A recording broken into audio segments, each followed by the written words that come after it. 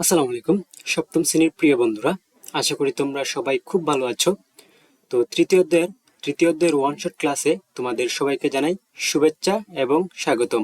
সাথে আছে আমি মোহাম্মদ রাজিব ফ্রম স্কিল হাট বাংলাদেশ। আমি এই তৃতীয় অধ্যায়টা তিনটি পর্বে আপলোড করেছি বা তিনটি পর্বে দেখিয়েছি। আর এই ভিডিও হচ্ছে এই তিনটা ভিডিওর সংমিশ্রণ, অর্থাৎ তিনটা ভিডিও একসাথে করে ওয়ান শট ভিডিওটা তৈরি করা হয়েছে। এই ওয়ান শট ভিডিওটা দেখলে তোমরা তৃতীয় অধ্যায় কি করতে পারবা, একটি ভিডিওর মাধ্যমে শেষ করতে পারবা। যারা পর্ব আকারে দেখেছো তারা এই ওয়ান শট ভিডিও না দেখলে হবে, তবে যদি তুমি রিভিশন দিতে চাও বা যারা পর্ব আকারে ভিডিওগুলো দেখানো, তারা এই ওয়ান শট ভিডিওটার মাধ্যমে তৃতীয় অধ্যায়, যেটা হচ্ছে নিরাপদ ও নৈতিক ব্যবহার, সেটা সম্পর্কে পূর্ণ ধারণা লাভ করতে পারবা। সো আশা করি তোমরা এই ওয়ান শট ভিডিওটা খুব এনজয় করবা। সো আর দেরি কেন, চলো শুরু করি।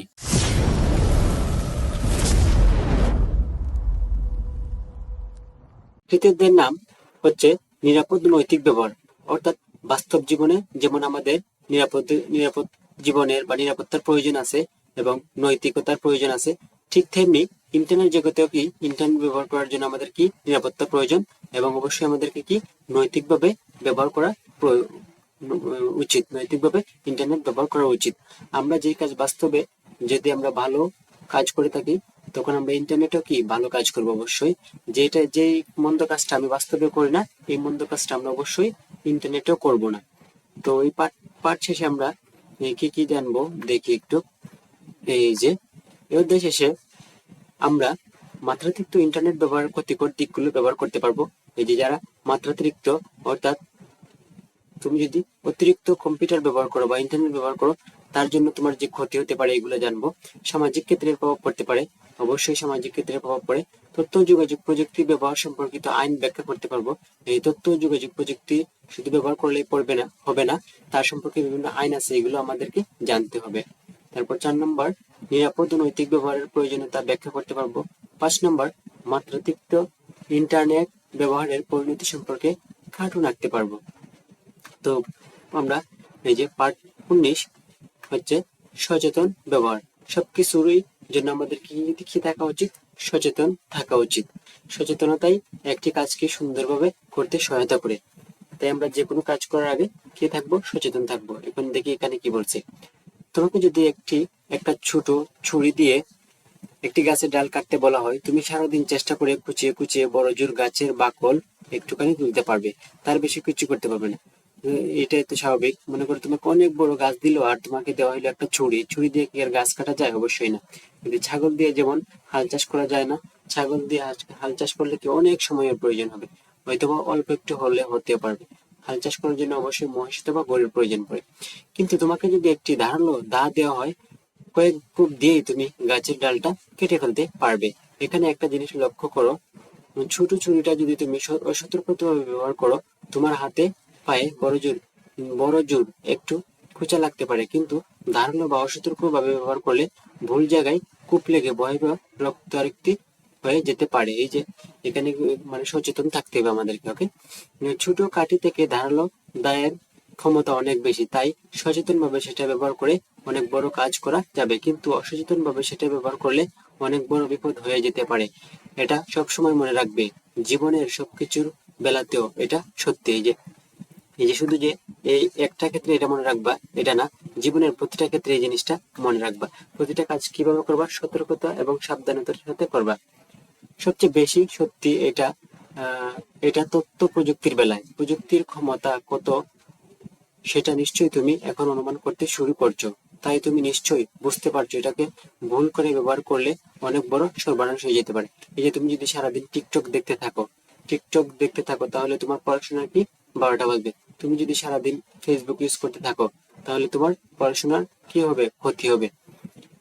তা প্লাস হচ্ছে পড়াশোনা করতে হবে এবং তোমার এই যে কি হবে যে তোমার ব্রেইনের স্মৃতিশক্তিও কিন্তু হ্রাস পাবে।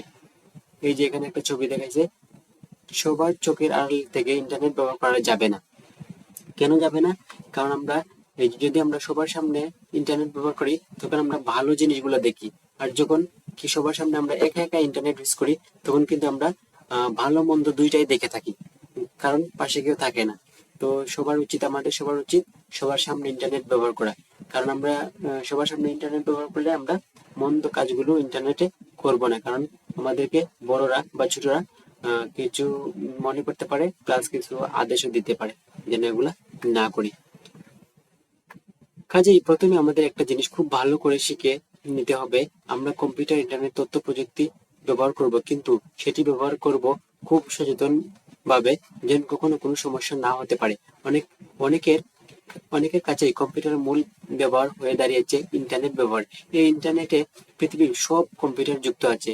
ইন্টারনেট কি, এই যে তাই কেউ যখন ঘরের ভেতরে বসে কম্পিউটারে ইন্টারনেট ব্যবহার করে, তখন হঠাৎ করে পুরো পৃথিবীটা যেন তোমার ছোট ঘরের ভেতর হাজির হয়। এই পৃথিবীতে যেরকম অনেক সুন্দর জায়গা রয়েছে যেখানে তোমার যেতে ইচ্ছা করে, ঠিক সেই রকম অনেক ভয়ঙ্কর বিপজ্জনক জায়গাও আছে যেখান থেকে তোমার 100 হাত দূরে থাকা উচিত। চিন্তা করো, এই যে আমাদের সুন্দরবন, অথবা চিন্তা করো পৃথিবীতে এসো অ্যামাজন, অ্যামাজন যে একটা অ্যামাজন বন জঙ্গল, অ্যামাজন জঙ্গল যেটা, এটা আর আমাদের সুন্দরবন, এই জায়গাগুলো যেমন সুন্দর তেমন কি ভয়ঙ্কর। ওকে, তো এটাই বলা হয়েছে যে আমাদের বাস্তব জীবনে যেমন সুন্দর এবং ভয়ঙ্কর জায়গা রয়েছে, ইন্টারনেটও কি সুন্দর, ইন্টারনেটের কি ভালো মন্দ দুইটা দিকে আছে। ওকে, এইখানে এই মনোজগৎ আছে যেখানে তুমি ঢুকলে, প্রবেশ করলে কি তোমার বিপদ অনেক, মানে তোমার জীবন অনেক বিপদের সম্মুখীন হতে পারে। অপরিচিত মানুষকে নাম, পরিচয়, ছবি, পাসওয়ার্ড দেব না। এই যে ইন্টারনেটের ক্ষেত্রে অবশ্যই এই যে নাম, ছবি, পরিচয়, পাসওয়ার্ড দেব না, তাহলে আমার ব্যক্তিগত তথ্য কি হতে পারে, চুরি হতে পারে। ইন্টারনেটের বেলাও তো তোমাদের সাথে একই ব্যাপার ঘটে। তোমার চোখের সামনে অনেক চমৎকার ওয়েবসাইট রয়েছে যেটা তুমি উপভোগ করবে, আবার তার পাশাপাশি অনেক বিপজ্জনক ওয়েবসাইট রয়েছে যেগুলো কোনোভাবেই দেখা উচিত না। অর্থাৎ অনেক ওয়েবসাইট আছে যে এগুলা বানানো হয়েছে কত, যে যাদের বয়স 18 প্লাস প্লাস প্লাস হচ্ছে যে আমাদের জন্য না, অর্থাৎ সাধারণ মানুষের জন্য না, বা যারা ভালো মানুষ তাদের জন্য না, বা খারাপ মানুষ তাদের জন্য বানানো হয়েছে। ওকে, তো শুধু যে ওয়েবসাইট তা নয়, ইন্টারনেট ব্যবহার করে তুমি যখন অন্যদের সাথে যোগাযোগ করো, তখন হঠাৎ করে শুধু পরিচিত মানুষ নয়, সম্পূর্ণ অপরিচিত মানুষের সাথেও যোগাযোগ হয়ে যেতে পারে। এটা স্বাভাবিক। না বুঝে কোনো অপরিচিত মানুষের সাথে সরল বিশ্বাসে যোগাযোগ করে তুমি যদি আবিষ্কার করো মানুষটি আসলে একটা অসৎ উদ্দেশ্য নিয়ে ইন্টারনেটে হানা দিয়েছে, মানুষটিকে যদি তুমি তোমার নাম, ঠিকানা, ফোন নম্বর, ছবি দিয়ে বসে থাকো, আর সেই মানুষটি যদি সেগুলো কোনো খারাপ উদ্দেশ্যে ব্যবহার করে, তখন তুমি কি করবে? এই যে মনে করে তুমি ছবি দিলা, তো এই যে ব্যক্তিকে তুমি ছবি দিছো, এই ব্যক্তি তোমার ছবি দিয়ে কি করলো, ইন্টারনেটে একটা ফেসবুক অ্যাকাউন্ট খুললো বা ইন্টারনেটে ছেড়ে দিল, তখন তোমার কি এই নিরাপত্তার ব্যাঘাত ঘটবে না? অবশ্যই ঘটবে। কাজেই আমরা কি করবো না, কাউকে ছবি, নাম্বার এগুলা শেয়ার করবো না। কাজেই কম্পিউটার, ইন্টারনেট ব্যবহার করার প্রথম নিয়মটি হচ্ছে কখনো অপরিচিত মানুষকে নিজের পরিচয়, নাম, ঠিকানা আর পাসওয়ার্ড দিতে হয় না, বা না দেওয়া। তারপর হচ্ছে ইন্টারনেটে অপরিচিত মানুষদের সাথে যোগাযোগ করলে অনেক রকম বিপদ হতে পারে। যেহেতু কেউ দেখছে না, তাই তাদের কথাবার্তা অনেক সময় অসংযত হয়ে যেতে পারে। এই যে অসংযত হয়ে যেতে পারে, শালীনতা ছাড়িয়ে যেতে পারে। সত্যিকার জীবনে আমি যদি অসংযত বা অশালীন ব্যবহার না দেখি, তাহলে সাইবার জগতে কেন সেটি দেখব? এই তোমার আশেপাশে যদি তুমি এইগুলা অসংযত ভাষা, শালীনতার এরকম যদি কেউ না করে, তাহলে তুমি ইন্টারনেটে কেন এগুলার তুমি সম্মুখীন হবে? এটাই বলছে, ইন্টারনেটে অন্যের সাথে রূঢ়, অসংযত, অশালীন হব না। বাস্তব জীবনে যদি তুমি সবার সাথে ভালো আচরণ করো, তাহলে ইন্টারনেটেও কি সবার সাথে ভালো মন্দ ভালো আচরণ করবা এবং সবার নিরাপত্তা রক্ষার্থে সাহায্য করবা। সবকিছুতেই বয়সের একটা ব্যাপার আছে। তুমি নিশ্চয়ই লক্ষ্য করেছো তোমার বয়সী ছেলে মেয়েদের জন্য লেখা বইগুলো পড়তে তোমার ভালো লাগে, বড়দের জন্য লেখা বইগুলো তত ভালো নাও লাগতে পারে। শুধু তাই নয়, অনেক সময় সেটা পড়তে গিয়ে তার বিষয়বস্তুর কারণ তুমি রীতিমতো ধাক্কা খেতে পারো। সাইবার জগতে সেটা হতে পারে, হঠাৎ করে তোমার সামনে যদি এমন কিছু চলে আসে যেটা মোটেও তোমার বয়সের উপযোগী না, তুমি রীতিমতো ধাক্কা খেতে পারো, তোমার মনটাই বিষিয়ে যেতে পারে। কাজেই সতর্ক থাকা ভালো। বাস্তব জীবনে মনে করো তুমি এমন এক জায়গায় গেলা, যে জায়গায় কি অনেক বোকাটে ছেলেরা আড্ডা দেয়, তখন কি তারা তোমাকে বিরক্ত করতে পারে। তো এই যে ইন্টারনেটের ক্ষেত্রে এটা হইতে পারে, তুমি এমন এক ইন্টারনেট ইউজ করতে করতে করতে এমন এক জায়গায় গেলা যেখানে সবাই তোমাকে কি করলো, অনেক অনেক অপমান করলো, বা তুমি এই এই জিনিসটার জন্য মোটেও কি ছিল না, রেডি ছিল না, তখন তোমার মনটা কি হয়ে যেতে পারে, অনেক খারাপ হয়ে যেতে পারে। তাই এগুলো আমাদেরকে সতর্কতার সাথে ব্যবহার করতে হবে। এবং ইন্টারনেটে অনেকে কি করে বিভিন্ন লিঙ্ক দেয়, এগুলো লিঙ্কে যাতে আমরা ক্লিক না করি। তোমরা যারা কম্পিউটার ইন্টারনেট ব্যবহার করো তারা নিচের 3টি নিয়ম মেনে চলবে, দেখবে কখনো কোনো সমস্যা হবে না। কয়টা নিয়ম? এই 3টা নিয়ম অবশ্যই মানা উচিত। এক, ইন্টারনেটে কখনো একা অন্যের চোখে আড়ালে ব্যবহার করব না, এমন জায়গায় বসে ব্যবহার করব যেখানে সবাই তোমার কম্পিউটার স্ক্রিন দেখতে পারে। এই যে সবাই যদি তোমাকে দেখতে পায় তাহলে তুমি অবশ্যই মন্দ কাজ করতে পারবে না। আমরা বেশিরভাগ মন্দ কাজগুলো কি করি, একা একা করি। অর্থাৎ যখন কেউ আমাদেরকে না দেখে তখনই আমরা কি করি, মন্দ কাজগুলো করি বা খারাপ কাজগুলো করে থাকি। তাই আমরা ইন্টারনেটটা সবার সামনে ইউজ করব, তাহলে আমরা আর কি করতে পারবো না, মন্দ কাজ থেকে বিরত থাকতে পারবো। ভুলেও কোনো অপরিচিত মানুষকে নিজের নাম, পরিচয়, ছবি বা পাসওয়ার্ড দিবে না। যে পাসওয়ার্ড তো দেওয়ার প্রশ্নই আসে না। হয়তো বা নাম তোমার, এই যে অ্যাকাউন্টের নাম, ফেসবুকের অ্যাকাউন্টের নাম, বা তুমি যদি বিভিন্ন সোশ্যাল প্ল্যাটফর্ম ইউজ করো হয়তো বা তোমার নামটা পেয়ে যেতে পারে, ছবি তুমি নাও পেতে পারে, কিন্তু পাসওয়ার্ড ভুলে দেওয়া যাবে না। ওকে। তারপর হচ্ছে 3 নাম্বার, ইন্টারনেট ব্যবহার করবে আনন্দের জন্য, কারো ক্ষতি করার জন্য না। এই যে বাস্তব জীবনে যেমন আমরা আনন্দ সাহিত বা সবার সাথে সুন্দর ব্যবহার করি, কারো ক্ষতি কামনা করে না, ঠিক ইন্টারনেট যখন আমরা ব্যবহার করব তখন কারো ক্ষতি করার জন্য ব্যবহার করব না। তোমাকে হয়তো কেউ দেখছে না, তবুও কখনো অসংযত হবে না, রূঢ় হবে না বা অশালীন হবে না, এটাই বলছে। হয়তোবা তুমি মনে করো আমাকে চিনো না, আমাকে চিনো না, আবার আমিও তোমাকে কি চিনি না, এখন তুমি আমার সাথে কি করলা, অসদাচরণ আচরণ করলে। যদিও আমি তোমাকে পাবো না, কারণ তুমি হয়তো বা ঢাকা থাকো, আমি সিলেট থাকি, দুজনের কোনোদিন দেখা হবে না, কিন্তু তুমি আমার সাথে কি করলা, অশালীন আচরণ করবা। এগুলা করা ঠিক না ইন্টারনেটে। ওকে। তারপর একটা দলগত কাজ, এটা তোমরা দলগত ভাবে করে নিবা। এই যে দলগত কাজ, কম্পিউটার বা ইন্টারনেট ছাড়াও তোমাদের জীবনে ব্যবহার করা আর কি কি প্রযুক্তি সচেতনভাবে ব্যবহার করা উচিত তার একটি তালিকা তৈরি করো। আর ইন্টারনেট ব্যবহার করার 3টি নিয়ম লিখে একটি সুন্দর পোস্টার তৈরি করো। যেই 3টা আছে এই 3টা দিতে পারো, অথবা তোমরা নিজে থেকে চাইলে আরো 3টা বানাইতে পারো। আর এই কাজের সমাধান চাইলে অবশ্যই কমেন্ট করবা, আমি চেষ্টা করবো এই কাজগুলোর সমাধান দেওয়ার। তো নতুন শব্দ আমরা কি শিখলাম, এই যে সাইবার জগৎ, বিপজ্জনক ওয়েবসাইট, তারপর হচ্ছে পাসওয়ার্ড, এগুলো আমরা দেখি। এই যে প্রথম প্রশ্ন, সাইবার জগৎ তো কি এবং কাকে বলে একই কথা। তো সাইবার জগৎ হলো ইন্টারনেট ভিত্তিক ডিজিটাল দুনিয়া, যেখানে মানুষ তথ্য আদান প্রদান, যোগাযোগ, শিক্ষা, বিনোদন, কেনাকাটা, লেনদেন ইত্যাদি করে। তো এই যে কাকে বলে যদি বলে তাহলে এটা দিয়ে দিবা। ইন্টারনেটের মাধ্যমে কম্পিউটার, মোবাইল, অন্যান্য ডিভাইসের মাধ্যমে আমরা যে ভার্চুয়াল জগতে কাজ করি সেটাই হলো সাইবার জগৎ। অর্থাৎ ইন্টারনেটের মাধ্যমে আমরা যেসব কাজ করে থাকি এটাই কি সাইবার জগৎ। যেমন ফেসবুক, ইউটিউব, গুগল, এগুলো তো আমরা, এটা কি সাইবার জগৎ। ইমেল, এটা হচ্ছে সাইবার, অনলাইন ব্যাংকিং, এটা একটা সাইবার জগৎ। গেমস ওয়েব, এটা একটা সাইবার জগৎ। সংক্ষেপে বলতে গেলে কি বলা যায় যে এই যে ইন্টারনেট ও ডিজিটাল প্রযুক্তির মাধ্যমে তৈরি হওয়া ভার্চুয়াল জগৎ, যেখানে মানুষ কাজ করে, যোগাযোগ ও তথ্য বিনিময় করে। তারপর হচ্ছে বিপজ্জনক ওয়েবসাইট, এই যে ডেঞ্জার, বিপজ্জনক website, dangers website. Dangers website কি, তুমি এখান থেকে যে কোনো একটা শিখতে পারো, কাকে বলে বা কি। বিপজ্জনক ওয়েবসাইট হচ্ছে এমন ওয়েবসাইট যা কম্পিউটারে ভাইরাস ঢুকাতে পারে, ব্যক্তিগত তথ্য চুরি করতে পারে কিংবা প্রতারণা করতে পারে। এই যে মনে করো একজন ব্যক্তি তোমাকে একটা মেসেজ দিল, অপরিচিত একজন ব্যক্তি, আর তুমি ওই মেসেজে ক্লিক করলা, কিন্তু ওই মেসেজে কি ছিল, অনেক ভাইরাস ছিল। আর ওই ভাইরাসটা তোমার কম্পিউটারে ঢুকে কি করলো, ওই ব্যক্তি তোমার কি করে নিল, সবকিছু হ্যাক করে নিল, তোমার ব্যক্তিগত অনেক তথ্য চুরি করে নিল। তো এই কথাই বলা হয়েছে। এগুলো হচ্ছে অনেক বিপজ্জনক ওয়েবসাইট, বা এই যে ইন্টারনেট অনেক বিপজ্জনক ওয়েবসাইট আছে, এগুলোতে আমরা না ঢুকি। তো আবার যদি বলি, যে ওয়েবসাইটে গেলে আপনার মোবাইল বা কম্পিউটার হ্যাক হতে পারে বা পাসওয়ার্ড চুরি হয়ে যেতে পারে, সেটাকে বিপজ্জনক ওয়েবসাইট বলা।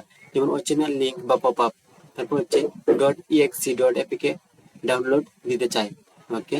তারপর ব্যক্তিগত তথ্য যেমন পাসওয়ার্ড, ওটিপি এগুলো চাইতে পারে। বিভিন্ন ওয়েবসাইটে গেলে যদি যে ব্যক্তিগত পাসওয়ার্ড চাই, ওটিপি চাই, এগুলো না শেয়ার করা। এসটিপি নেই সাইটের শুরুতে, এসটিটিপি, অর্থাৎ এইচটিটিপিএস না থাকলে, যে এস যদি না থাকে তাহলে আমাদের উচিত না যে এই সাইটটা কি ভিজিট করা, কারণ এগুলো রিস্ক। এখানে এইচটিটিপির পূর্ণ রূপ হচ্ছে হাইপার টেক্সট ট্রান্সফার প্রোটোকল। আর এইচটিটিপিএস এর এই যে এস দ্বারা কি বোঝায়, সিকিউরিটি, অর্থাৎ যেখানে এস নাই সেটা কি সিকিউরিটিও নাই। তো আমরা যদি HTTPS থাকে এই সাইটগুলোই ভিজিট করবো সবসময়। তবে প্রয়োজনের তাগিদে যদি আমরা HTTP ইউজ করি তবে এটা অনেক ঠিক না। তো উদাহরণস্বরূপ কি বলছে, ফ্রি পুরস্কার বা লটারির সাইট, এই যে আজকাল তো এটা খুব বেশি চলে, এইখানে ক্লিক করুন আইফোন জিতুন, এখানে ক্লিক করুন আইফোন জিতুন, এই সেই, এগুলা কিন্তু কি তোমার ব্যক্তিগত তথ্য চুরি হওয়ার সম্ভাবনা থাকে এগুলাতে ক্লিক করলে। ফেক ব্যাংক বা ফেসবুক লগ ইন পেজ, মনে করো এক ব্যক্তি ফেসবুকের মতো একটা পেজ দিল, আর তুমি লেখলা ফেসবুক, তখন আসলো, তখন তুমি তোমার ইউজার আইডি দিলা, তারপর হচ্ছে ইউজার এই যে পাসওয়ার্ড দিলে দিয়ে লগ ইন করলা, তখন ওই তথ্যগুলো ওই ব্যক্তির কাছে চলে গেলো, তখন ওই ব্যক্তি তোমার কি যে ফেসবুকটা হ্যাক করতে পারে। তার ফ্রি সিনেমা ডাউনলোড করার সাইট ভাইরাস থাকতে পারে। এই যে আমরা বিভিন্ন ওয়েবসাইট থেকে সিনেমা ডাউনলোড করি, এগুলো কি অনেক অনেক ভাইরাস থাকে যেগুলো আমাদের কম্পিউটার বা মোবাইলকে ক্ষতি করে, সাথে সাথে আমাদের ব্যক্তিগত তথ্য কি করতে পারে, চুরি করতে পারে। তারপর হচ্ছে পাসওয়ার্ড। তো পাসওয়ার্ড জিনিসটা তো আশা করি জানো। তো পাসওয়ার্ড পাসওয়ার্ড হলো এমন একটি পাসওয়ার্ড হলো একটি গোপন কোড বা শব্দ যা দিয়ে আপনি আপনার অ্যাকাউন্ট বা তথ্যের নিরাপত্তা নিশ্চিত করেন। তো এটা দিতে পারো, অথবা কাকে বলে এটা দিতে পারো, যখন আপনি কোনো ওয়েবসাইট বা অ্যাপে ঢোকার আগে পরিচয় যাচাইয়ের জন্য একটি গোপন কোড দেন, সেটাই কি পাসওয়ার্ড। পাসওয়ার্ডের বৈশিষ্ট্য কি, কমপক্ষে 8 অক্ষরের হওয়া উচিত, তারপর হচ্ছে বড় হাতের অক্ষর, ছোট হাতের অক্ষর, তারপর হচ্ছে 0 থেকে 9, বিশেষ চিহ্ন, এইগুলোর মিক্সে যখন একটা পাসওয়ার্ড তৈরি হবে তখন এটা হবে স্ট্রং পাসওয়ার্ড। তুমি যদি একটা পাসওয়ার্ড দিছো 1 থেকে 9 বা হচ্ছে 0 থেকে 9, এগুলো কিন্তু কমন পাসওয়ার্ড। তারপর হচ্ছে তোমার নাম, তো কমন পাসওয়ার্ড দেওয়া যাবে না, কারণ হ্যাকাররা অনেক এক্সপার্ট, ও তোমার মন মানসিকতা বুঝতে পারে। এই যে এরকম একটা পাসওয়ার্ড দিলে এই পাসওয়ার্ড হবে স্ট্রং পাসওয়ার্ড। ইউর নেম, তারপর এই যে দেখে ইউর, মানে তোমার নাম এখানে দিবা ছোট হাতের, এবং মনে করো এই যে আমার নাম রাজীব, রাজীব আর আহমেদ, আহমেদের কি দিলাম, এ দিলাম বড় হাতের। তারপর কি যে একটা স্পেশাল ক্যারেক্টার দিলা, তারপর 2025, এটা হচ্ছে ভালো, কারণ এখানে বিভিন্ন ভেরিয়েশন আছে। তারপর হচ্ছে 1 2 3 4 5 6, এগুলো দুর্বল, ব্যবহার না করাই ভালো, কারণ হ্যাকাররা এগুলো অতি সহজেই ব্যবহার করতে পারে। আবার হচ্ছে 1 4 3, এটা আমাদের কমন পাসওয়ার্ড। তারপর হচ্ছে আমাদের জন্মসাল, এগুলো আমাদের কি কমন পাসওয়ার্ড। তো এগুলো আমরা না ব্যবহার করবো, কারণ হ্যাকার তোমাকে এগুলা দিয়ে ট্রাই করবে, প্রথম পাসওয়ার্ড গুলো ও এগুলাই দেখবে। ও হ্যাকার হয়েছে, ও তো আর এগুলা জানে, মানুষের মাইন্ড কি পড়তে ও পড়তে পারে।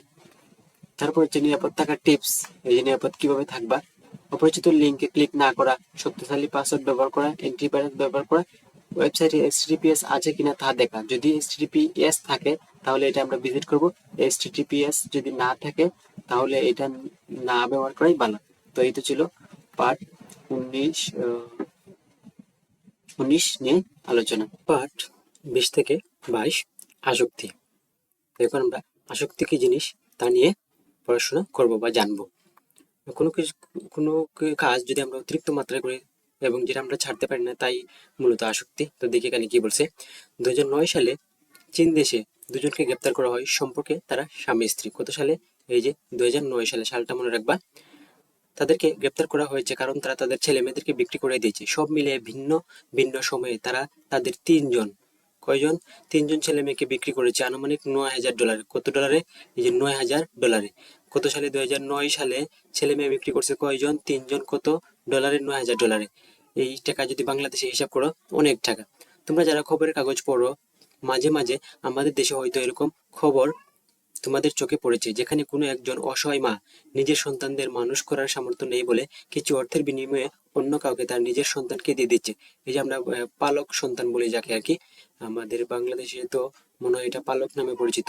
আমরা যে যাদের সন্তান নাই, তারা কি করি, অন্যের সন্তান নিয়ে আসি, আর উনিও কি করেন, ওই সন্তানটা দিয়ে দেন, কারণ উনি হয়তো বা ওনার সামর্থ্য নাই ওই সন্তানটা লালন পালন করার জন্য। আমরা যখন এরকম খবর পড়ি তখন আমাদের মন খারাপ হয়। আমরা তখন স্বপ্ন দেখি ভবিষ্যতে আমাদের দেশটি এমন একটি দেশ হবে যেখানে আর কখনো কোনো অসহায় মাকে এরকম কিছু করতে হবে না। অবশ্যই আমরা ভালো স্বপ্ন দেখি নিজের দেশ নিয়ে। তারপর এখানে কি বলছে যে চীন দেশের স্বামী স্ত্রীর ঘটনা কিন্তু মোটেও সেরকম কোনো ঘটনা নয়। তারা তাদের বাচ্চাদের বিক্রি করেছে কম্পিউটার গেম খেলার জন্য। কি একটা অবস্থা! কম্পিউটার গেম খেলার জন্য তারা কি করছে, নিজের সন্তানকে বিক্রি করে দিছে। তাও 1 2 জন না, কয়জনকে? 3জনকে, 3জনকে বিক্রি করে দিছে। ওকে, তাদের দুজনেরই MMO, এই যে massively multiplayer online game, MMO এর ফুল মিনিংটা মনে রাখবা, MMO, massively multiplayer online game, okay, MMO massively multiplayer online game নামে এক ধরনের কম্পিউটার গেম খেলার জন্য আসক্তি জন্মেছে। এই যে তাদের কি জন্মেছে? আসক্তি জন্মেছে। সেই আসক্তি এত তীব্র যে সেটি খেলার খরচ জোগাড় করার জন্য তারা তাদের নিজের সন্তানদের বিক্রি করে দিয়েছে। খুবই ভয়াবহ একটা অবস্থা। তারপর দেখি এটি খুবই একটি অস্বাভাবিক ঘটনা, এবং যখন এটি এই ঘটনাটি সারা পৃথিবীতে জানাজানি হয় তখন এটা নিয়ে তোলপাড় হয়েছিল। পৃথিবীর মানুষ যখন আতঙ্কিত হয়ে আবিষ্কার আবিষ্কার করেছিল যে কম্পিউটার গেমে এমন আসক্তি হতে পারে। এই আসক্তির জন্য সাধারণ কাণ্ডজ্ঞান পর্যন্ত উধাও হয়ে যায়। যে সাধারণ কাণ্ডজ্ঞান, যে আমাদের যে কমন সেন্স, এগুলো কি কাজ করে না। কে সন্তান, কে বাবা মা, কিছু কাজ করে না, সবাইকে বিক্রি করে আমাদের ওই কাজটাই কি করতে হবে। আমাদের সবারই এটা মনে রাখা দরকার, কোনো কিছু ভালো লাগা খুবই স্বাভাবিক ঘটনা। আমাদের জীবনে অনেক কিছুই আমাদের ভালো লাগে, আমরা ভালো লাগার কাজটি করার চেষ্টা করি, তাই আমাদের জীবনে তো সুন্দর। কিন্তু আসক্তি সম্পূর্ণ অন্যায়, তার মাঝে ভালো কিছু নেই। কেউ যখন কোনো কিছুতে আসক্ত হয়ে যায় তখন তার কাছে যুক্তি কাজ করে না। যে কি কাজ করে না? কোনো যুক্তি কাজ করে না, সে সম্পূর্ণ অযৌক্তিকভাবেই সে কাজটি করতে থাকে। মাদক হচ্ছে তার সবচেয়ে বড় উদাহরণ। যখন কেউ মাদকে আসক্ত হয়ে যায় তখন সে তার ভয়ঙ্কর আকর্ষণ থেকে বের হতে পারে না। তার নিজের এবং আশেপাশে যারা আছে তাদের সবার জীবন সে ধ্বংস করে। অর্থাৎ আসক্তি কিন্তু একটা খুব ভয়াবহ অবস্থা। সে যদি কোনো কিছুতে আসক্তি হয় তাহলে তার আশেপাশে যে থাকবে তাদের জীবনটা কি চাইবে নষ্ট করার জন্য। কম্পিউটার গেমের আসক্তিও ঠিক সেরকম সে ধরনের হতে পারে। তোমরা যারা কম্পিউটার গেম খেলেছো কিংবা যারা হয়তো ভবিষ্যতে কম্পিউটার গেম খেলবে তাদের এই কথাটা মনে রাখতে হবে। তোমরা যেন বিষয়টি উপভোগ করতে পারো, যে বিষয়টা কিন্তু উপভোগ করতে হবে, কিন্তু কোনোভাবেই যে যেন আসক্তি না হয়ে পড়ে। এই যে কম্পিউটার গেম খেলতে খেলতে যেন আসক্তি না হয়ে পড়ো, এবং আসক্তি হয়ে পড়লে কিন্তু তোমার পড়াশোনার অনেক ক্ষতি হবে। ওকে, এবং এটা ছাড়তে পারবে না, ছাড়তে অনেক কষ্ট হবে। কোনো একটি বিষয়ে আসক্তি হয়েছে কিনা সেটা কিভাবে বুঝবো? কাজটি মোটেও কঠিন নয়। যখনই দেখবে কেউ একজন কোনো একটি কাজে মাত্রা ছাড়িয়ে ফেলেছে তখনই বুঝবে সেই কাজে আসক্তি হয়েছে। আমাদের দেশে টেলিভিশনে অনেক রকম কার্টুন দেখায়, তোমরা সবাই সেই কার্টুন দেখেছো, দেখে হয়তো সে হাসিতে কোটিতে কোটি কোটি হয়েছো। যখন টেলিভিশন সামনে থেকে উঠে এসেছো সেই কার্টুনের কথা ভুলে অন্য কোনো কাজে মন দিয়েছো। এখানে একটা চিত্র দেওয়া আছে, ছোট শিশু সহজে কার্টুনে আসক্ত হয়ে যেতে পারে। এই যে আমাদের বা এখনকার বাচ্চারা তো কি করে, সবাই কার্টুনে বা মোবাইলে এডিক্টেড। ওদেরকে মোবাইল বা কম্পিউটার বা টিভি না অন করে দিলে তো ওদেরকে খাওয়ানো যায় না। তো এটাই বলছি, তাই বাচ্চাদের থেকে এইসব দূরে রাখা উচিত। অন্য কাজে মন দিয়েছো, কিন্তু যদি এরকম হয় যে তুমি টেলিভিশন ছেড়ে উঠতে পারছো না, কিংবা যখন টেলিভিশনের সামনে আসো তখনই টেলিভিশনে কার্টুন দেখো, এবং তোমার জন্য অন্যরা টেলিভিশনে অন্য কিছু দেখতে পারে না, তখনই তুমি বুঝবে যে তোমার আসক্তি হয়েছে। এই যে তুমি অন্য কেউ যদি তোমার রিমোট নিয়ে যায় তখন তোমার অনেক বিরক্তি আসবে তোমার মধ্যে। তুমি চাইবে কিভাবে টিভিটা অফ করা যায়। তো এরকম যদি সিচুয়েশন হয় বুঝবা তুমি কি ওই জিনিসে কি আসক্ত হয়েছো, মানে টিভি দেখে আসক্ত হয়েছো। তোমার তখনই সতর্ক হওয়া দরকার যে তুমি কিন্তু এই যে তোমাদের কিন্তু সবকিছু এখানে সমাধান সলিউশনও আছে, এখানে সমস্যা যেহেতু আছে সলিউশনের কথা বলে দিচ্ছে, তখনই তোমাকে কি সতর্ক হওয়া দরকার। অনেক বাসাতে বাবা মায়েরা এই বিষয়টি ভালো করে বুঝেন না। তারা ছোট বাচ্চাদের শান্ত রাখার জন্য কার্টুন চ্যানেল খুঁজে টেলিভিশনের সামনে বসিয়ে দেন। এই যে স্পেশালি মা যারা আছে তারা এই কাজটাই করে, কারণ মায়েদের তো বাসায় অনেক কাজ করে, কিন্তু এই ছেলেটা ডিস্টার্ব দেয় কি, তাই এই ছোট ছেলেদের কি করে, এই যে টিভিতে কি কার্টুন অন করে দেয়, আর ছেলেটি কি করতে থাকে, দেখতে থাকে। দেখা যায় যে এমন অবস্থা হয়, তারপর কার্টুন ছাড়াও কিছু বুঝে না, যে কোনো কিছু করতে হলে ওকে কি কার্টুন দেখাইতে হবে। তো ধীরে ধীরে অবস্থা এমন হয়ে যায় ছোট বাচ্চাটি কার্টুন ছাড়া আর কিছুই বুঝতেই পারে না, তাকে টেলিভিশন সামনে থেকে সরানো যায় না। এটি বাচ্চার মানসিক বিকাশে অনেক বড় সমস্যা হতে পারে। তো আমরা এগুলো চেষ্টা করব অ্যাভয়েড করার। শুধু যে কার্টুন চ্যানেল বা কম্পিউটার গেম আসক্তি হতে পারে তা নয়, কোনো এক ধরনের খাবারে আসক্তি হতে পারে। কিছুদিন আগে খবরের কাগজে দেখা গিয়েছে ব্রিটেনের একটি মেয়ে পিৎজা ছাড়া আর কোনো কিছু খেতে পারে না। ওর বাবা মনে হয় অনেক বড় লোক, তো পিৎজা ছাড়া কিছুই খেতে পারে না, কি একটা অবস্থা। গত 31 বছর থেকে সে সকালের নাস্তায়, ও মাই গড, গত 31 বছর, সে সকালের নাস্তায়, দুপুর লাঞ্চ, রাতের ডিনার বা দুটো খাবারের মাঝামাঝি কিছু খেলেও শুধু পিৎজা খায়। সে যেহেতু আর কিছুই খায় না, খেতে পারে না, তাই এটা খুব ধরনের আসক্তি, বড় ধরনের আসক্তি। কাজেই তোমাদের সবারই খুব সতর্ক থাকতে হবে যেন কোনো কিছুতে তোমাদের আসক্তি জন্মে না যায়। যেহেতু একবার আসক্তি হয়ে গেলে সেখান থেকে বের হওয়া খুব কঠিন, তাই সবচেয়ে ভালো হচ্ছে কোনো কিছুতে কোনোভাবে আসক্ত না হওয়া। তারপর হচ্ছে দলগত কাজ, এটা তোমরা অবশ্যই ক্লাসের শ্রেণীকক্ষের সহায়তায় তোমরা সহপাঠীরা মিলে করবে, বন্ধু বান্ধব মিলে করবে। আর যদি আমার কাছ থেকে সমাধান চাও তাহলে অবশ্যই কমেন্ট করিও, আমি চেষ্টা করব এটার উত্তর দেওয়ার। তারপর কি বলছে, এক সময় আসক্তি শব্দটা ব্যবহার করা হতো জুয়া খেলা বা মাদক ব্যবহার এরকম বিষয়ের জন্য। আসলেই আমরা আসক্তি বলতে ড্রাগ এডিক্টেড বা জুয়া যারা খেলে তাদেরকে আমরা বুঝতাম, কিন্তু এখন আসক্তি বলতে যে কোনো জিনিসের প্রতি আমার আসক্তি হওয়াকে বোঝায়। তো জুয়া খেলার সিস্টেম কি, এটা আমি একটা ইন্টারেস্টিং বলি। আমরা যখন ছোট ছিলাম, এই যে 1 থেকে 5 অর্থাৎ প্রাইমারিতে থাকাকালীন আমাদের মাঠে আমরা কি করতাম, এই যে মনে করো যে ক্রিকেট খেলতাম। ক্রিকেট খেলায় এই যে একটা ম্যাচ ছিল যে 1 লিটার 1 লিটার 1 লিটার ড্রিঙ্কস, তো এরকম যে দল জিতবে ওই দল কি করবে, 1 লিটার ড্রিঙ্কস খাওয়াবে। আমরা ওই রকম ওইটা ওইটা আর কি মিনি মিনি জুয়ার মধ্যেই পড়ে, মিনি জুয়ার মধ্যে পড়ে। ওকে, এটা কিন্তু এক ধরনের বাজি, আমরা বলতাম বাজি। তো এটা বলছে জুয়া। জুয়া বিষয়টা একটু বৃহৎ পরিসর আর কি বোঝায়। অনেক টাকা পয়সা লেনদেন যখন হয় কোনো খেলায় বা কোনো একটা মানে যেটা ঠিক করা ঠিক নয়, এটা হচ্ছে জুয়া খেলা। বা মাদক তো সেবন করা অবশ্যই উচিত নয়, এগুলো আমাদের অ্যাভয়েড করা উচিত। কারণ এটা যেমন টাকার অপচয়, সাথে কি আমাদের দেহের বা স্বাস্থ্যের ক্ষতি হয়। তোমরা শুনে নিশ্চয়ই অবাক হবে যে এখন অতিরিক্ত কম্পিউটার ব্যবহার আসক্তি হিসেবে শুরু হয়েছে। যে কম্পিউটার এখন কিন্তু এই যে অতিরিক্ত কম্পিউটার ব্যবহারকেই এক ধরনের আসক্ত। যারা খুব বেশি ইন্টারনেট ব্যবহার করে তাদের জন্য আইএডি, এটার ফুল মিনিং লিখবা, ইন্টারনেট এডিকশন ডিসঅর্ডার নামে একটি নতুন নাম পর্যন্ত আবিষ্কৃত হয়েছে। এই যে যারা অতিরিক্ত ইন্টারনেট ব্যবহার করে বা কম্পিউটার ব্যবহার করে তাদের জন্য একটা নতুন শব্দ বের হয়েছে, এটা কি আইএডি, অর্থাৎ internet addiction disorder. Internet addiction disorder, internet IAD, internet addiction disorder. আজকাল অনেকেই কম বেশি কম্পিউটার ব্যবহার করে, কাজেই প্রথমে বুঝতে হবে কোন ব্যবহারটা হচ্ছে প্রয়োজন আর কোনটা হচ্ছে আসক্তিতে। একজন একজন যখন তার মা বাবা ভাই বোন বন্ধু বান্ধবকে সময় না দিয়ে সেই সময়টাতেও কম্পিউটার পেছনে দেয়, তখন বুঝতে হবে তার কম্পিউটার আসক্তি হচ্ছে। অর্থাৎ ফ্যামিলিতে যারা থাকে, এই যে মা বাবাকে সময় দেওয়া, ভাই বোনকে সময় দেওয়া, বন্ধু বান্ধবকে সময় দেওয়া, তারপর তুমি কম্পিউটার ইউজ করবা তোমার যত ইচ্ছা হতো। আবার তো অতিরিক্ত ব্যবহার করা যাবে না।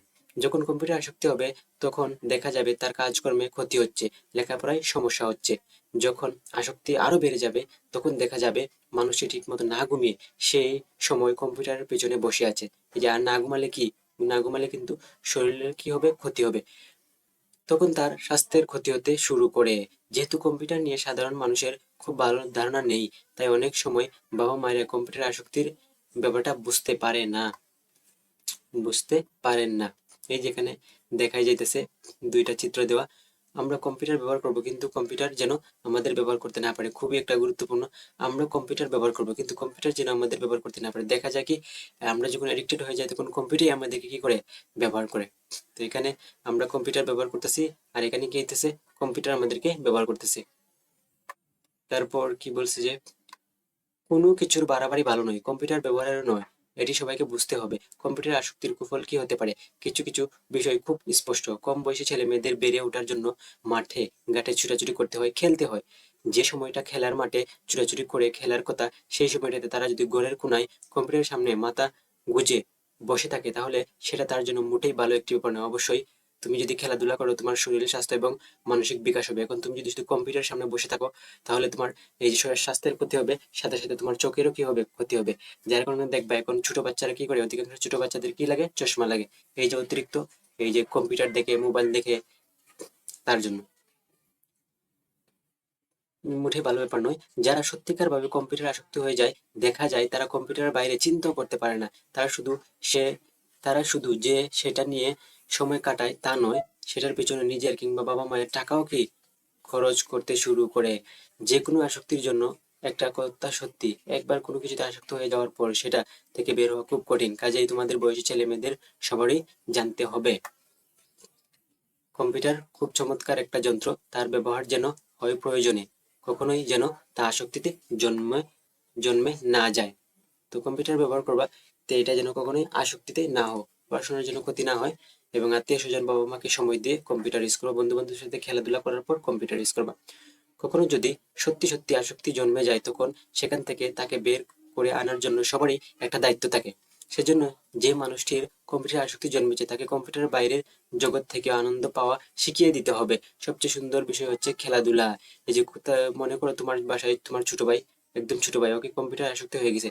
তো ওকে তুমি কম্পিউটার আসক্তি থেকে কিভাবে বের করে আনবা? ওর সাথে মাঝে মাঝে বিকাল হলে ক্রিকেট খেলাইবা, অথবা বন্ধের সময় ওকে কি দিবা, বাইরে ঘুরতে নিয়ে যাবা, বা বাইরে গিয়ে ওদের সাথে কি করবা, খেলাধুলা করবা, অর্থাৎ মানুষ যেখানে থাকে ওখানে ওকে নিয়ে যাইবা। যার আসক্তি জন্মেছে সময় ঠিক সময় ঠিক করে নিতে হবে, দিনে কতক্ষণ সে কম্পিউটার ব্যবহার করবে। যেমন 1 ঘন্টার বেশি নয়। শুধু তাই নয়, অন্য কোনো একটি কাজ করে তাই কম্পিউটার ব্যবহারের সেই সময়টুকু অর্জন করতে হবে। মনে রাখতে হবে, কম্পিউটার খুব একটা প্রয়োজন যন্ত্র, আমরা সেটাকে ব্যবহার করব, কিন্তু সেটা যেন কখনো আমাদের ব্যবহার না করে। তারপর একটা দলগত কাজ, এই দলগত কাজটা তোমরা শিক্ষকের সহায়তায় সহপাঠীরা মিলে করবে। আর যদি আমার কাছ থেকে পেতে চাও তাহলে অবশ্যই কমেন্ট করবে, আমি দেওয়ার চেষ্টা করব।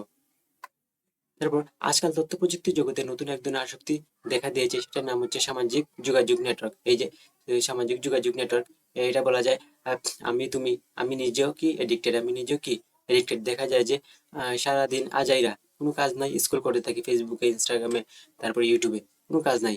কিন্তু এটা করা কি ঠিক না, আমি আমার সময় কি করতেছি, অপচয় করতেছি। আর তোমরা যেহেতু পড়াশোনা করো, তোমাদের তো আরো উচিত না। আমার যেহেতু পড়াশোনা শেষ, তো আমার একটু সচেতনভাবে ব্যবহার করা উচিত, কিন্তু তোমাদের একদমই উচিত না এরকম করা। এরকম অনেক ধরনের সামাজিক যোগাযোগ নেটওয়ার্ক রয়েছে, যেমন ফেসবুক, এক্স, লিঙ্কডইন, ইউটিউব। এই যে ফেসবুক তো হচ্ছে সবচেয়ে সামাজিক যোগাযোগ জনপ্রিয় সামাজিক মাধ্যম, তারপর হচ্ছে এক্স, এটা আমরা কম ইউজ করি, লিঙ্কডইনটা প্রফেশনাল, ইউটিউব তো সময় ভিডিও প্ল্যাটফর্ম। ফেসবুক ব্যবহার করে সারা পৃথিবীর কোটি কোটি মানুষ, কত কত মানুষ, এই যে কোটি কোটি মানুষ কি করে ফেসবুক ব্যবহার করে, কত কত কোটি কোটি। এই মুহূর্তে আমাদের বাংলাদেশে অসংখ্য মানুষ ফেসবুক ব্যবহার করে, এবং এর সংখ্যা দিন দিন কি বৃদ্ধি পাচ্ছে বা বাড়ছে। এত বিশাল সংখ্যক মানুষ যে সামাজিক যোগাযোগ নেটওয়ার্ক ব্যবহার করে, তার গুরুত্বটা নিশ্চয়ই খুব সহজে বোঝা যায়। মানুষের ভেতরে কোনো একটা তথ্য ছড়িয়ে দেবার জন্য এই নেটওয়ার্কগুলোর কোনো তুলনা নেই। পৃথিবীর অনেক দেশে গণতন্ত্র নেই বলে সরকার জোর করে দেশটাকে শাসন করে, এবং অনেক সময় সামাজিক নেটওয়ার্ক ব্যবহার করে সাধারণ জনগণ সংগঠিত হয় এবং রীতিমতো আন্দোলন শুরু করতে পারে। 2024 সালের বাংলাদেশের কোটা সংস্কার আন্দোলন ও গণঅভ্যুত্থানের মাধ্যমে স্বৈরশাসকের পতনে সামাজিক যোগাযোগ মাধ্যমের ব্যবহার ছিল খুবই গুরুত্বপূর্ণ। আসলে শুধু 2024 সালের গণঅভ্যুত্থান না, পৃথিবীর প্রতিটা দেশেই যত অনিয়ম আছে, স্পেশালি প্রশাসন বা সরকারের বিরুদ্ধে, তার রুখে দাঁড়ানোর একমাত্র উপায় হচ্ছে কি, সোশ্যাল মাধ্যম। অর্থাৎ সোশ্যাল মাধ্যমে তোমাকে কেউ আটকাতে পারবে না। ওকে, সোশ্যাল মাধ্যমে আমরা কি করতে পারি, সামাজিক জোট তুলতে পারি, বা আন্দোলন করতে পারি, বা প্রতিবাদ জানাতে পারি। সামাজিক নেটওয়ার্ক ব্যবহার করে আজকাল মানুষজন একে অন্যের সাথে সম্পর্ক বা যোগাযোগ রাখে। কম বয়সীরা তথ্য প্রযুক্তি খুব সহজে গ্রহণ করতে পারে বলে সামাজিক নেটওয়ার্কগুলো কম বয়সীদের মাঝে খুবই জনপ্রিয়। সাধারণত একটা নির্দিষ্ট বয়স না হওয়া পর্যন্ত এই নেটওয়ার্কে যোগ দেওয়া যায় না, কিন্তু তারপরে অনেক কম বয়সীরা নিজের সম্পর্কে ভুল তথ্য দিয়ে সামাজিক নেটওয়ার্ক যোগ দিয়ে দেয়, এবং সেটা থামানোর খুব সহজ উপায় নেই। এই যে মনে করো ফেসবুক ইউজ করতে হবে 18+ বয়স হলে, কিন্তু দেখা যায় কি, যে আমাদের দেশে যারা আছে 10 প্লাস হলে কি ফেসবুক অ্যাকাউন্ট থাকে। তো কেন? কারণ এই যে কি করে ভুল তথ্য দেয়, তোমাকে বলবে যে ইন্টারভিউ এজ, তো তুমি যখন তোমার রিয়েল এজ দিবা 10, তখন কিন্তু ফেসবুক অ্যাকাউন্ট খুলতে পারবে না। তো তুমি যখন তোমার এজ দিবা 18 বা হচ্ছে 19, তখন দেখবে তুমি ফেসবুক ইউজ করতে পারতেছো বা অ্যাকাউন্ট খুলতে পারতেছো। তো এর জন্য আমরা কি করি, এই যে কথাই বলছি, নেটওয়ার্কগুলো কম বয়সীদের মাঝে খুব জনপ্রিয়। সাধারণত একটা নির্দিষ্ট বয়স না হওয়া পর্যন্ত এই নেটওয়ার্ক ব্যবহার যোগ দেওয়া যায় না, কিন্তু তারপরে অনেক কম বয়সীরা নিজেদের সম্পর্কে ভুল তথ্য, এই যে ভুল তথ্য দিয়ে আমরা কি করি, সামাজিক নেটওয়ার্কে যোগ দিয়ে দেই, এবং সেটা থামানোর খুব সহজ উপায় নেই, এবং এটা থামানোর আমাদের উপায় নাই, আমরা কি করবোই করব। তোমরা হয়তো যুক্তি দিতে পারো, কোনো একটা বিষয় যদি ভালো হয় তাহলে ছোটরা সেটাতে যোগ দিলে ক্ষতি কি? তোমরা তো কম বয়সীদের খবরের কাগজ পড়তে নিষেধ করি না, ওকে, আমরা তো টেলিভিশন দেখতে বাধা দিই না, তাহলে সামাজিক নেটওয়ার্ক যোগ দিতে আপত্তি করবো কেন? তাই অবশ্যই তার কিছু কি আছে, অপকারিতা আছে এর জন্যই। এর অবশ্যই কয়েকটা কারণ আছে। প্রথম কারণ হচ্ছে সামাজিক নেটওয়ার্কে একজন আরেকজনের সামনাসামনি দেখতে পায় না, তাই ছোটরা তাদের সামাজিকভাবে মিশছে তা অনেক সময় বোঝা যায় না। এই যে সামাজিকীকরণ বা এই যে সামাজিকীকরণ একটা বিষয় আছে, যদি তুমি সরাসরি না মিশো তাহলে সামাজিকীকরণ কি করতে পারবে না, শিখতে পারবে না। এটা একটা বিষয়। একটা মানুষ যখন শিশু থেকে বড় হয় তখন সব সময় সে তার নিজ বয়সীদের সাথে সময় কাটায়, এবং সেটাই হচ্ছে সঠিক। তাই যদি কখনো দেখা যায় কম বয়সী ছেলেমেয়েরা প্রাপ্তবয়স্ক বড় মানুষের সাথে উঠা বসা করছে, তখন সেটা কম বয়সী ছেলে মেয়েদের জন্য মোটেও ভালো নাও হতে পারে, অবশ্যই ভালো হবে না। কারণ তোমার বাবার বয়সী ছেলে মেয়েদের সাথে যদি তুমি উঠা বসা করো, তখন ওরা যে কর্মকাণ্ড করবে তুমি এগুলা দেখবে, দেখে কি করবা, শিখে ফেলবা, যেটা তোমার এই বয়সে শেখা উচিত নয়। আর এটা যেহেতু ওপেন, তো অনেকে অনেক কিছু করে যেগুলো আমরা দেখি। আশা করি আমি কি বোঝাতে চাইছি তোমরা বুঝতে পেরেছো। তারপর কি শুধু ছোট ছেলে মেয়ে নয়, বড়দের জন্য যেটা এখন সমস্যা হয়ে দাঁড়িয়েছে সেটা হচ্ছে সামাজিক নেটওয়ার্কে আসক্তি। এই যে একটু আগে বললাম, আমি নিজেই কি করি, স্ক্রল করতে থাকি। অনেক সময় দেখা যায় এভারেজ 1 ঘন্টার উপরে আমি কি করি, স্ক্রল করি। অনেক সময় দেখা গিয়েছে মানুষজন এই সামাজিক নেটওয়ার্কে বসে একজন আরেকজনের সাথে তথ্য বিনিময় করছে, এটা ভালো জিনিস। তথ্য প্রযুক্তি ব্যবহার করে পুরো বিষয়টা এত সহজ করে দেওয়া হয়েছে যে কোনো মানুষ সত্যিকার অর্থে কোনো কাজ না করে ঘন্টার পর ঘন্টা সামাজিক নেটওয়ার্কের পরিচিতি, অর্ধ পরিচিতি কিংবা অপরিচিত মানুষের সাথে কাটিয়ে দিতে পারে। বিষয়টা বিষয়টা বড় সমস্যা হয়ে গেছে বলে অনেক জায়গাতে অফিসে বা কর্মক্ষেত্রে এটি বন্ধ করে দেওয়া হয়েছে। আসলেই অনেক স্কুল কলেজে কি এটা বন্ধ করে দেওয়া হয়েছে যে এত সময়ের ভিতরে তুমি কি করতে পারবে না, ফোন ইউজ করতে পারবে না। জোর করে কোনো কিছু ব্যবহার করতে না দেওয়া এক ধরনের সমাধান হতে পারে, কিন্তু সেটা ভালো সমাধান নয়। এই যে অনেক মোবাইলের দোকানে বা শোরুমে তোমাকে ফোন ইউজ করতে দিবে না, কিন্তু যদিও এটা পাঠানো নয়, কিন্তু দোকানদার বা ওই লোকেরও কিছু করার নাই। কারণ আমরা কি করি, অতিরিক্ত ব্যবহার করি। দেখা যায় যে কাজে মনোযোগ না দিয়ে আমরা কি করি, মোবাইল ফোন ইউজ করি, গেম খেলি, ইত্যাদি করি, চ্যাটিং করি, ভিডিও কলে কথা বলি। তো এগুলো কিন্তু কাজ বাদ দিয়ে করা যাবে না।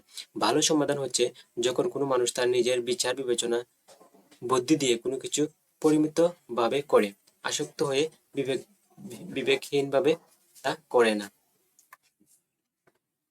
সামাজিক নেটওয়ার্কে বন্ধু আর সত্যিকারের বন্ধুর মাঝে অনেক পার্থক্য, অবশ্যই পার্থক্য রয়েছে। তো সামাজিক সামাজিক বন্ধু হচ্ছে যে আমরা কি সরাসরি তো যোগাযোগ করতে পারি না বা সাক্ষাৎকার নেই। তো আবার এই সত্যিকারের বন্ধু আমরা সরাসরি কথা বলতে পারি, খেলাধুলা করতে পারি, আড্ডা দিতে পারি। তারপর হচ্ছে যে সামাজিক নেটওয়ার্ক থেকে মানুষজনের অসামাজিক হয়ে যাবারও এক ধরনের আশঙ্কা থাকে। যারা একে অন্যের সাথে সামাজিক নেটওয়ার্ক করে তারা অনেক সময় নিজেরা একে অন্যকে বন্ধু বলে বিবেচনা করে এবং সামাজিক নেটওয়ার্কে একজন আরেকজনের কাছে তথ্য পাঠানোকে এই বন্ধুত্ব বলে মনে করে। কিন্তু সত্যিকারের বন্ধুত্ব আরো অনেক গভীর, অনেক বেশি আন্তরিক, অনেক বেশি বাস্তব। যে অনেক বেশি আন্তরিক, অনেক বেশি বাস্তব। কাজেই তথ্য প্রযুক্তির বন্ধুত্বকে সত্যিকারের বন্ধুত্ব মনে করে কেউ যদি তাতেই সন্তুষ্ট হয়ে যায়, তাহলে সে তার জীবনের অনেক বড় কিছু থেকে বঞ্চিত হবে। তাই আমাদের সবার উচিত কি, যে অনলাইনে বন্ধুত্ব করার পাশাপাশি আমাদের অফলাইনে অর্থাৎ সত্যিকারের বন্ধু তৈরি করা। সত্যিকারের বন্ধুর সাথে আমরা আমাদের সবকিছু শেয়ার করতে পারবো, খেলাধুলা করতে পারবো। একটা দলগত কাজ আছে, দলগত কাজটা তোমরা সবাই নিজে নিজে করে নিবা। তো এখন আমরা এই পাঠের নতুন নতুন শব্দ কি কি এগুলা নিয়ে আলোচনা করব। তো নতুন শব্দের মধ্যে প্রথমটা হচ্ছে এমএমও, আসক্তি, অ্যাডিকশন, ডিসঅর্ডার, আইআইডি, স্বৈরশাসক, ফেসবুক, এক্স এবং লিঙ্কডইন। তো এই তো হচ্ছে নতুন শব্দের ব্যাখ্যা। এমএমও, এমএমও এর ফুল মিনিং হচ্ছে massively multiplayer online. Massively multiplayer online, MMO. তো এমএমও কি? এমএমও হলো এক ধরনের অনলাইন গেম যেখানে হাজার হাজার খেলোয়াড় একসাথে ইন্টারনেটের মাধ্যমে গেম খেলতে পারে। হাজার হাজার খেলোয়াড় কি একসাথে ইন্টারনেটের মাধ্যমে গেম খেলতে পারে। কি এবং কাকে বলে, দুইটা থেকে একটা দিলেই হবে। তোমরা চাইলে এটাও দিতে পারো। এমএমও গেমে অনেক মানুষ একসাথে অনলাইনে গেম খেলতে পারে, একে অপরের সাথে যোগাযোগ করতে পারে, দল গঠন করতে পারে, এমনকি ভার্চুয়াল জগতে বসবাসও করতে পারে। তো এটা হচ্ছে এমএমও, মেসিভলি মেসিভলি মাল্টিপ্লেয়ার গেম। তো তার একটা উদাহরণ হচ্ছে পাবজি। এই যে বাংলাদেশে অনেক পোলাপাইন কি করে এই পাবজি খেলে। তো আর ওয়ার্ল্ড অফ ওয়ারক্রাফট, এটা আরেকটা হচ্ছে ফ্রি ফায়ার। যে ফ্রি ফায়ার তো বর্তমানে খুব এডিক্টেড। তারপর আরেকটা হচ্ছে রবলক্স। এগুলো হচ্ছে এক একটা কি এমএমও গেম। ওকে। তারপর হচ্ছে আসক্তি। আসক্তি তো আমরা আগেই পড়েছি, অতিরিক্ত কোনো বিষয় অতিরিক্ত করা। উম আসক্তি হলো এমন একটি অবস্থা যেখানে কেউ কোনো কিছুতে এত বেশি জড়িয়ে পড়ে যে তা ছাড়া থাকা কঠিন হয়ে যায়। তো কাকে বলে এটা দিবা তোমরা এখানে। যখন কেউ গেম, ফেসবুক, মোবাইল বা ইন্টারনেট ব্যবহার অতিরিক্ত করে এবং নিয়ন্ত্রণ করতে পারে না, তখন সেটা আসক্তি। এই যে নিয়ন্ত্রণ করতে পারে না, নিয়ন্ত্রণ করতে পারে না, এটাই কি আসক্তি। ওকে, নিয়ন্ত্রণ করতে পারে না, এটাই কি আসক্তি। বাংলায় উদাহরণ, ও ছেলে তো দিনে 10 ঘন্টা গেম খেলে, পুরো আসক্ত হয়ে গেছে, ফেসবুক ছাড়া থাকতে পারে না। এই যে 10 ঘন্টা গেম খেলে, তার মানে ও কি একটা আসক্ত হয়ে গেছে গেম খেলায়। তারপর হচ্ছে ফেসবুক ছাড়া থাকতে পারে না। এই যে ফেসবুক ছাড়া থাকতে পারে না, তার মানে কি ফেসবুকে আসক্ত হয়ে গেছে। তারপর হচ্ছে ডিসঅর্ডার। এই যে ডিসঅর্ডার বা হচ্ছে বিকার, যখন আসক্তি এমন পর্যায়ে পৌঁছায় যে ব্যক্তি মানসিক, শারীরিক ও সামাজিকভাবে ক্ষতিগ্রস্ত হয়, তখন সেটাকে ডিসঅর্ডার বা বিকার বলে। তো এই কথাটা খুবই খুবই ইম্পর্টেন্ট। যখন আসক্তি এমন পর্যায়ে পৌঁছায় যে ব্যক্তি মানসিক, শারীরিক বা সামাজিকভাবে ক্ষতিগ্রস্ত হয় তখন সেটা একটি ডিসঅর্ডার বা বিকার। উদাহরণ: ঘুম না হওয়া, পড়াশোনায় মনোযোগ না থাকা, বাস্তব জীবন থেকে দূরে সরে যাওয়া। তারপর হচ্ছে যে আইএডি। আইএডির পূর্ণরূপ হচ্ছে internet addiction disorder. Internet addiction disorder. তো যারা কোনো কিছুতে আসক্তি হয়ে পড়ে ইন্টারনেট ব্যবহার, তাদেরকে এই নাম দেওয়া হয়। তো আইএডি কি? আইএডি অর্থ ইন্টারনেট আসক্তি বিকার, অর্থাৎ ইন্টারনেট অ্যাডিকশন ডিসঅর্ডার। এটি এমন একটি মানসিক অবস্থা যেখানে ব্যক্তি অতিরিক্ত ইন্টারনেট ব্যবহারে আসক্তি হয়ে পড়ে। তো এটি কি এমন একটি মানসিক অবস্থা যেখানে ব্যক্তি অতিরিক্ত ইন্টারনেট ব্যবহারে আসক্তি হয়ে পড়ে। উদাহরণ: ঘুম বাদ দিয়ে ইন্টারনেট ব্যবহার করা, ফেসবুক বা গেম ছাড়া মন বসে না, বাস্তব জীবন ও সম্পর্কে অবহেলা। তারপর হচ্ছে সংক্ষেপে, ইন্টারনেট বেশি ব্যবহার করে যদি শরীর, মন ও জীবন ক্ষতিগ্রস্ত হয় সেটাই আইএডি। ইন্টারনেট বেশি ব্যবহার করে যদি শরীর শরীর ও মন, জীবন ক্ষতিগ্রস্ত হয় তখন তাকে আমরা কি বলবো? IAD, internet addiction disorder. এটা এক ধরনের ইন্টারনেট ব্যবহারকারীদের রোগ বলা যায়। তারপর হচ্ছে এই যে 5 নম্বর, ফেসবুক। ফেসবুক তো আমরা সবাই জানি এটি একটি সামাজিক যোগাযোগ মাধ্যম। এখানে কিভাবে ব্যবহার করা যায়? যে বন্ধু বানানো যায়, স্ট্যাটাস বা ছবি শেয়ার করা যায়, মেসেঞ্জার দিয়ে কথা বলা যায়, অডিও এবং ভিডিও দুইটাই কি কথা বলা যায় মেসেঞ্জার দিয়ে। তারপর হচ্ছে এক্স। এটা হচ্ছে একটি সামাজিক যোগাযোগ মাধ্যম। এই যে ইলন মাস্ক বেটা কিসের জন্য শুধু এক্স ইউজ করে যায় না, তার প্রথম ওয়েবসাইটই মনে ছিল x.com। তারপর এই যে স্পেস এক্স, SPAC স্পেস, তারপর সাথে এক্স লাগাইছে, যে সব কিছুতে কি এক্স লাগাইবে। এক্স শব্দটি সাধারণত বোঝাতে ব্যবহৃত হয় প্রাক্তন সম্পর্ক, যেমন ex boyfriend, ex girlfriend, ex wife, ex husband, এরকম। কিন্তু এখানে মূলত সামাজিক যোগাযোগ প্ল্যাটফর্ম, এই যে টুইটার, এটা তো আগের নাম ছিল টুইটার, তো ইলন মাস্ক এটা কিনে নেওয়ার পর বর্তমান নাম হয়েছে এক্স। ওকে, তো এটা একটা সামাজিক যোগাযোগ মাধ্যম। তারপর হচ্ছে লিঙ্কডইন। লিঙ্কডইন কারা ইউজ করে? যারা একটু প্রফেশনাল তারা এটা ইউজ করে। তো লিঙ্কডইন কি? লিঙ্কডইন হলো একটি পেশাগত সোশ্যাল মিডিয়া প্ল্যাটফর্ম যেখানে মানুষ চাকরি খুঁজে নিজের দক্ষতা ও কাজের অভিজ্ঞতা শেয়ার করে। তো লিঙ্কডইন কি? লিঙ্কডইন হলো একটি পেশাগত সোশ্যাল মিডিয়া প্ল্যাটফর্ম যেখানে মানুষ চাকরি খুঁজে নিজের দক্ষতা ও কাজের অভিজ্ঞতা শেয়ার করে। তো ব্যবহার কি? চাকরির জন্য প্রোফাইল তৈরি, তারপর হচ্ছে বিভিন্ন কোম্পানি ও চাকরির দাতার সাথে যোগাযোগ, আর একটা হচ্ছে কেরিয়ার সম্পর্কিত তথ্য শেয়ার। তোমরা চাইলে এখন থেকে লিঙ্কডইন ইউজ করতে পারো। এটা কিন্তু একটা ভালো, অন্যান্য যত সামাজিক নেটওয়ার্ক আছে তার থেকে এই লিঙ্কডইনটা অনেক ভালো। তো যদিও এই লিঙ্কডইন খুলতে একটু এখন প্যারা, অনেক ভেরিফিকেশনের প্রয়োজন হয়। তারপর কি? তারপর এখানে একটা উদাহরণ আছে, আমি লিঙ্কডইনে সিভি আপলোড করেছি, এখানে ওখান থেকে ইন্টারভিউ কল পেয়েছি, একটা উদাহরণ। Part 23, copyright. মানুষের জীবন যাপনে দুই ধরনের সম্পদের প্রয়োজন হয়। এর একটি আমরা খুব সহজে বুঝতে পারি, যেটি স্পর্শ করা যায়, যেমন গাড়ি, বাড়ি, টাকা পয়সা, জামা কিংবা খাবার। এগুলো মানুষের জাগতিক, তবে শুধু এসবেই মানুষ তৃপ্ত থাকে না, তাকে তার মানবিক গুণকেও লালন করতে হয়। সে গান শুনে, কবিতা আবৃত্তি করে, গবেষণা করে, সৃষ্টিশীল কাজ করে, নতুন নতুন পণ্য ও সেবা দিয়ে মানুষের জীবনকে সহজ করে। এসব বুদ্ধিবৃত্তিক কাজের মাধ্যমে সম্পদ সৃষ্টি হয়, যাকে আমরা বলতে পারি বুদ্ধিবৃত্তিক সম্পদ। তো বুদ্ধিবৃত্তিক সম্পদ কি? বুদ্ধিবৃত্তিক কাজের মাধ্যমে যে সম্পদ সৃষ্টি হয় তাকে আমরা বুদ্ধিবৃত্তিক সম্পদ বলতে পারি। মানুষ স্বভাবতই তার সব ধরনের সম্পদকে আঁকড়ে রাখতে চায়, রক্ষা করতে চায়। বস্তু জগতের সম্পত্তিগুলো এমন যে কেউ চাইলে সেটি নিয়ে যেতে পারে না, বা আরেকটা একই রকম বানাতে পারে না। কোনো লোক ইচ্ছে করলে কি আলাদিনের দৈত্যকে দিয়ে তোমার বাড়িটা তুলে নিয়ে যেতে পারবে?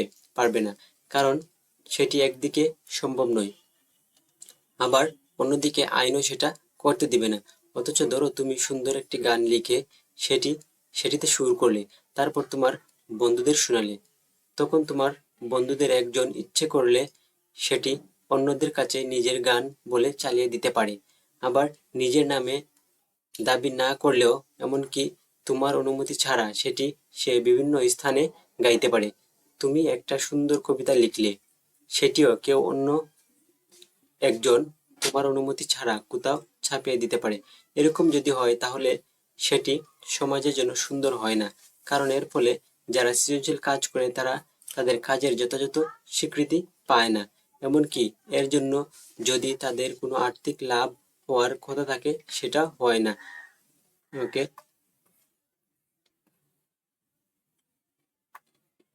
আমরা একটি গল্পের বইয়ের উদাহরণ থেকে এই ব্যাপারটি আরেকটু ভালো করে বুঝতে পারবো। একজন লেখক তার শ্রম, সময় এবং চিন্তা দিয়ে বইটি লিখেন, এরপর একজন প্রকাশক বইটি প্রকাশ করেন। ওই যে লেখক কি করেন, বই লিখেন এবং প্রকাশক কি করে, প্রকাশ করেন। তিনি বাজার থেকে কাগজ কিনে বইটি ছাপিয়ে বাঁধাই করে বিভিন্ন বিক্রেতার মাধ্যমে আমাদের কাছে পৌঁছে দেন। স্বভাবতই এই কাজে তার যে খরচ হয় সেটি ধরে নিয়ে তিনি বইয়ের বিক্রয় মূল্য নির্ধারণ করেন। এর মধ্যে একটি অংশ লেখক পান, যাকে বলা হয় রয়্যালিটি। তো লেখক বই বিক্রি করে লেখকের যে অংশটুকু, লেখক যে অংশটুকু পাবে তার নাম কি, রয়্যালিটি, রয়্যালটি। এখন যদি কেউ লেখকের অজান্তে তার বই বের করে ফেলে, তাহলে লেখক তার এই প্রাপ্য থেকে বঞ্চিত হন। কাজেই এমন একটা অবস্থা থাকা দরকার যেটি সৃজনশীল কর্মের যারা স্রষ্টা তাদের এই অধিকার অক্ষুণ্ণ বা বজায় রাখে। পৃথিবীর দেশে দেশে তাই সৃজনশীল সৃষ্টিকর্মের কপি বা পুনরুৎপাদন, অবৈধ ব্যবহার ইত্যাদি বন্ধের জন্য আইনের বিধান রাখা হয়। যেহেতু এই আইন কপি বা পুনরুৎপাদনের অধিকার সংরক্ষণ নিয়ে তৈরি, তাই এটিকে কপিরাইট আইন বা সংক্ষেপে কপিরাইট বলে। তো কপিরাইট জিনিসটা আশা করি বুঝতে পেরেছো। মনে করো তুমি একটা কবিতা লিখলা, অনেক সুন্দর একটা কবিতা, সবাই পছন্দ করলো, কিন্তু কোনো কারণে এটা কি, যে তোমার কবিতাটা তোমার বন্ধু কি করলো, নিয়ে নিল, নিয়ে ও কি করলো, বিভিন্ন পত্রিকায় ওর নামে ছাপিয়ে দিল। তো ও কি, সুনামটা ও নিয়ে নিল, তোমার সুনামটা কি ও নিয়ে নিল। তো এটা রোধ করার জন্য বা প্রতিরোধ করার জন্য যে আইন, এটাই হচ্ছে কপিরাইট আইন। তারপর হচ্ছে যে মুদ্রণ যন্ত্র আবিষ্কার হওয়ার পর বই কপি করা বা নকল করাটা আরো সহজ হয়ে গেছে। তো লেখকদের অধিকার সংরক্ষণের জন্য সর্বপ্রথম যুক্তরাজ্যে, এই যে সর্বপ্রথম কোথায়, যুক্তরাজ্যে, অর্থাৎ হচ্ছে ইংল্যান্ড বা লন্ডন, 1662 সালে, কত সালে, 1662 সালে কপিরাইট আইন, licence of the press act 1662, 1662 সালে পার্লামেন্টে আইন হয়। কোথায়, যুক্তরাজ্যে, কত সালে, 1662 সালে। এই আইনের আওতায় যারা তাদের বইয়ের অনুমোদিত কপি করা বন্ধ করতে চায়, তারা তাদের বই রেজিস্ট্রেশন করে একটা লাইসেন্স নিত। বই দিয়ে সূচনা হলেও পরে দেখা যায় সৃজনশীল কর্মের অন্যান্য প্রকাশেরও সংরক্ষণ প্রয়োজন। তখন বিভিন্ন আবিষ্কার, ব্যবসার মার্কা ইত্যাদিও বুদ্ধিবৃত্তিক সম্পদ বা মেধাস্বত্ব সংরক্ষণের আওতায় চলে আসে। কম্পিউটার আবিষ্কারের পর দেখা গেল বই, ছবি বা অনুরূপ কর্মের পুনরুৎপাদন খুবই সহজ। আর ইন্টারনেটের আবিষ্কারের পর দেখা গেল তা সারা দুনিয়াতেই ছড়িয়ে দেওয়া যায়। কাজেই কম্পিউটারের মাধ্যমে পুনরুৎপাদন এবং বিতরণও এখন এই আইনের আওতায় চলে এসেছে। একই সঙ্গে কম্পিউটারের প্রোগ্রামও যেহেতু একটি সৃজনশীল কর্মকাণ্ড, তাই তাই এই আইনের আওতায় এর নির্মাতা তার অধিকার সংরক্ষণ করতে পারেন। বর্তমানে যেসব যেসব দেশে এই আইন আছে সেসব দেশে সৃজনশীল কাজের কপিরাইট স্রষ্টার মৃত্যুর পরও বলবৎ থাকে। এটি কোনো কোনো দেশে এমনকি 100 বছর পর্যন্ত হতে পারে। তবে সাধারণত এটি লেখক, শিল্পী, নাট্যকারের মৃত্যুর 50 থেকে 70 বছর, কত থেকে, এই যে 50 থেকে 70 বছর পর্যন্ত কি বলবৎ থাকে। অর্থাৎ তুমি চাইলে এটা থেকে কি যত আয় করবা তার আয়ের একটা অংশ তুমি পাইবা মৃত্যুর 50 এবং 70 বছর পরেও। বাংলাদেশের কপিরাইট আইন 2000, বাংলাদেশের কপিরাইট আইন কত সালের, 2000 সালের কপিরাইট আইন, যার মেয়াদ কত, 60 বছর। বাংলাদেশের কপিরাইটের মেয়াদ কত, 60 বছর। মনে করো তুমি একটা রচনা লিখলা বা একটা কবিতা লিখলা, যেটা এখনো এখনো কি হয়, বিক্রি হয় বা সেল হয়, তখন এটা থেকে তুমি যত টাকা পাইবা, তখন 60 বছর পর্যন্ত, মৃত্যু 60 বছর পর্যন্ত তুমি এই টাকার একটা অংশ তুমি পাইবা। যখন কোনো সৃজনশীল কর্মের কপিরাইট ভঙ্গ করে সেটি পুনরুৎপাদন করা হয়, তখন সেটিকে বলা হয় চুরাই কপি। এই যে এই লাইনটা ইম্পর্টেন্ট, চুরাই কপি বা পিরাটেড। যখন কোনো সৃজনশীল কর্মের কপিরাইট ভঙ্গ করে সেটি পুনরুৎপাদন করা হয়, তখন সেটিকে বলা হয় চুরাই কপি। অর্থাৎ চুরি করে তুমি যদি কোনো কিছু অন্যের লেখা যখন তুমি চুরি করো, কি করো, ছাপাই দাও বা পুনরুৎপাদন করো, তখন এটা কি, চুরাই কপি। যেহেতু কম্পিউটারের বিষয়গুলো সহজে কপি করা যায়, তাই এগুলো চুরাই কপি পাওয়া যায় সবচেয়ে বেশি। কম্পিউটার ব্যবহার করার সময় আমাদের এই বিষয়ে সবসময় খেয়াল রাখতে হয়। আমরা যখন কাউকে কোনো কিছু কম্পিউটার থেকে কপি করে দেব তখন যেন কপিরাইট আইন ভঙ্গ না করি। শুধু কম্পিউটার প্রোগ্রাম বা গেমস নয়, আমাদের কম্পিউটারে অনেক সময় অনেক ছবি থাকে, অনেকের গল্প কবিতাও থাকে। আমরা যখন কাউকে সেটা কপি করে দেব তখন আমাদের মনে রাখতে হবে যে কোনো কোনো ক্ষেত্রে আমাদের কিন্তু সেগুলো কপি করে অন্যকে দেওয়ার অধিকার নেই। তবে মনে করো আমি তোমাকে একটা ফাইল দিলাম, তো তুমি এই ফাইলটা অন্যকে দিয়ে দিলা, তো এটা আসলে ঠিক না। তবে সৃজনশীল কর্ম ব্যবহার করার ক্ষেত্রে কিছু কিছু স্বাধীনতা থাকে। বিশেষ করে একাডেমিক বা পড়ালেখার কাজে সৃজনশীল কাজ কপি করা যায়। পড়ালেখার কাজে আমরা কোনো বইয়ের যে ফটোকপি করি তা কপিরাইট আইন ভঙ্গ করে না। এরকম ব্যবহারকে বলা হয় ফেয়ার ইউজ। তো কপিরাইট আইন ভঙ্গ না করে যদি কোনো কিছু ইউজ করা যায় তাকে কি বলা হয়? ফেয়ার ইউজ বলা হয়। তারপর হচ্ছে কপিরাইটের এই সংরক্ষণবাদী মনোভাবের বিরুদ্ধে একটি ভিন্নধর্মী ধারণা বর্তমানে বেশ চালু আছে। এর মূল কথা হলো কোনো লেখক, শিল্পী, প্রোগ্রামার বা নাট্যকার ইচ্ছে করলে তার সৃষ্ট সৃজনশীল কর্মকে শর্ত সাপেক্ষে কপি করার জন্য উন্মুক্ত দিতে পারেন। এই দর্শনকে বলা হয় মুক্ত দর্শন বা ওপেন সোর্স ফিলোসফি। এই যে তাহলে মুক্ত দর্শন বা ওপেন সোর্স ফিলোসফি কি? যখন এই যে কোনো লেখক, শিল্পী, প্রোগ্রামার বা নাট্যকার ইচ্ছা করলে তার সৃষ্ট সৃজনশীল কর্মকে শর্ত সাপেক্ষে কপি করার জন্য উন্মুক্ত করে দিলে তখন তাকে কি বলবো আমরা? ওপেন সোর্স ফিলোসফি বা মুক্ত দর্শন। ওকে, লেখক, শিল্পী বা প্রোগ্রামার যখন নির্দিষ্ট শর্ত সাপেক্ষে কোনো কিছু কপি করার অনুমোদন দিবে তখন আমরা তাকে কি বলবো? Open source philosophy. যারা এই দর্শনের অনুসারী তারা তাদের সৃজনশীল কর্মকে কয়েকটি লাইসেন্সের মাধ্যমে সবাইকে ব্যবহার করতে দেন। এর মধ্যে কপিরাইটের একেবারে উল্টোটি হলো কপি লেফট। তো কপি লেফট কি? এর মধ্যে কপিরাইটের একেবারে উল্টোটি হলো কপি লেফট। কপিরাইটের ঠিক একদম উল্টোটা হলো কপি লেফট। তো কপি লেফট কি যদি বলে তাহলে বলবা কপিরাইটের একেবারে উল্টোটিকে কপি লেফট বলে, যার অর্থ সৃজনশীল কর্মের স্রষ্টা সবাইকে এই কাজ কপি করার সানন্দ অনুমতি দিয়েছে। কপিরাইট আর কপি লেফটের মাঝখানে রয়েছে সৃজনী সাধারণ বা ক্রিয়েটিভ কমন্স। সৃজনী সাধারণ লাইসেন্সের বিভিন্ন ক্যাটাগরিতে কর্মস্রষ্টার কিছু কিছু অধিকার সংরক্ষিত থাকে, যেমন যে কেউ ইচ্ছা করলে লেখকের বই তার লিখিত বা কোনো আইনি অনুমতি ছাড়াই প্রকাশ করতে পারবে, তবে লেখকের নামে প্রকাশ করতে হবে বা সেটি দিয়ে কোনো মুনাফা লাভ করা যাবে না। মুক্ত দর্শনের আওতায় যে কম্পিউটার সফটওয়্যারগুলো প্রকাশিত হয় সেগুলোকে একত্রে মুক্ত সফটওয়্যার বা ওপেন সোর্স বলা হয়। এই সফটওয়্যারগুলো সহজে একজন অন্যজনকে কপি করে দিতে পারে, ব্যবহার করতে পারে। তো ওপেন সোর্স সফটওয়্যার কি আশা করি বুঝতে পেরেছো। মুক্ত দর্শনের আওতায় যে কম্পিউটার সফটওয়্যারগুলো প্রকাশিত হয় সেগুলোকে একত্রে মুক্ত সফটওয়্যার বা ওপেন সোর্স সফটওয়্যার বলা হয়। তো তবে যেহেতু সবাই কপি এবং পরিবর্তন করতে পারে তাই সারা বিশ্বের লোকেরা মিলে এই সফটওয়্যারগুলোকে খুবই শক্তিশালী হিসেবে গড়ে তোলে। এই দর্শনের আরো একটি বড় প্রকাশ হলো মুক্ত জ্ঞান ভান্ডার। তো মুক্ত জ্ঞান ভান্ডার নাম কি? উইকিপিডিয়া। মুক্ত জ্ঞান ভান্ডার নাম কি? উইকিপিডিয়া। উইকিপিডিয়ার অফিসিয়াল ওয়েবসাইট হচ্ছে www.wikipedia.org। সবাই মিলে ইন্টারনেটে এই মুক্ত জ্ঞান কোষ, যে মুক্ত জ্ঞান কোষ নামে পরিচিত উইকিপিডিয়া গড়ে তুলেছে কয়েকটি মুক্ত লাইসেন্সের আওতায়। এখানে একটা দলগত কাজ আছে, তোমরা এই দলগত কাজটা সমাধান করবা সহপাঠীরা মিলে। এখন আমরা নতুন শব্দগুলো কি করব? ব্যাখ্যা করব। ওকে, নতুন শব্দ: copyright, copy left, creative Commons, open source software, pirated, তারপর ফেয়ার ইউজ এবং মুক্ত দর্শন।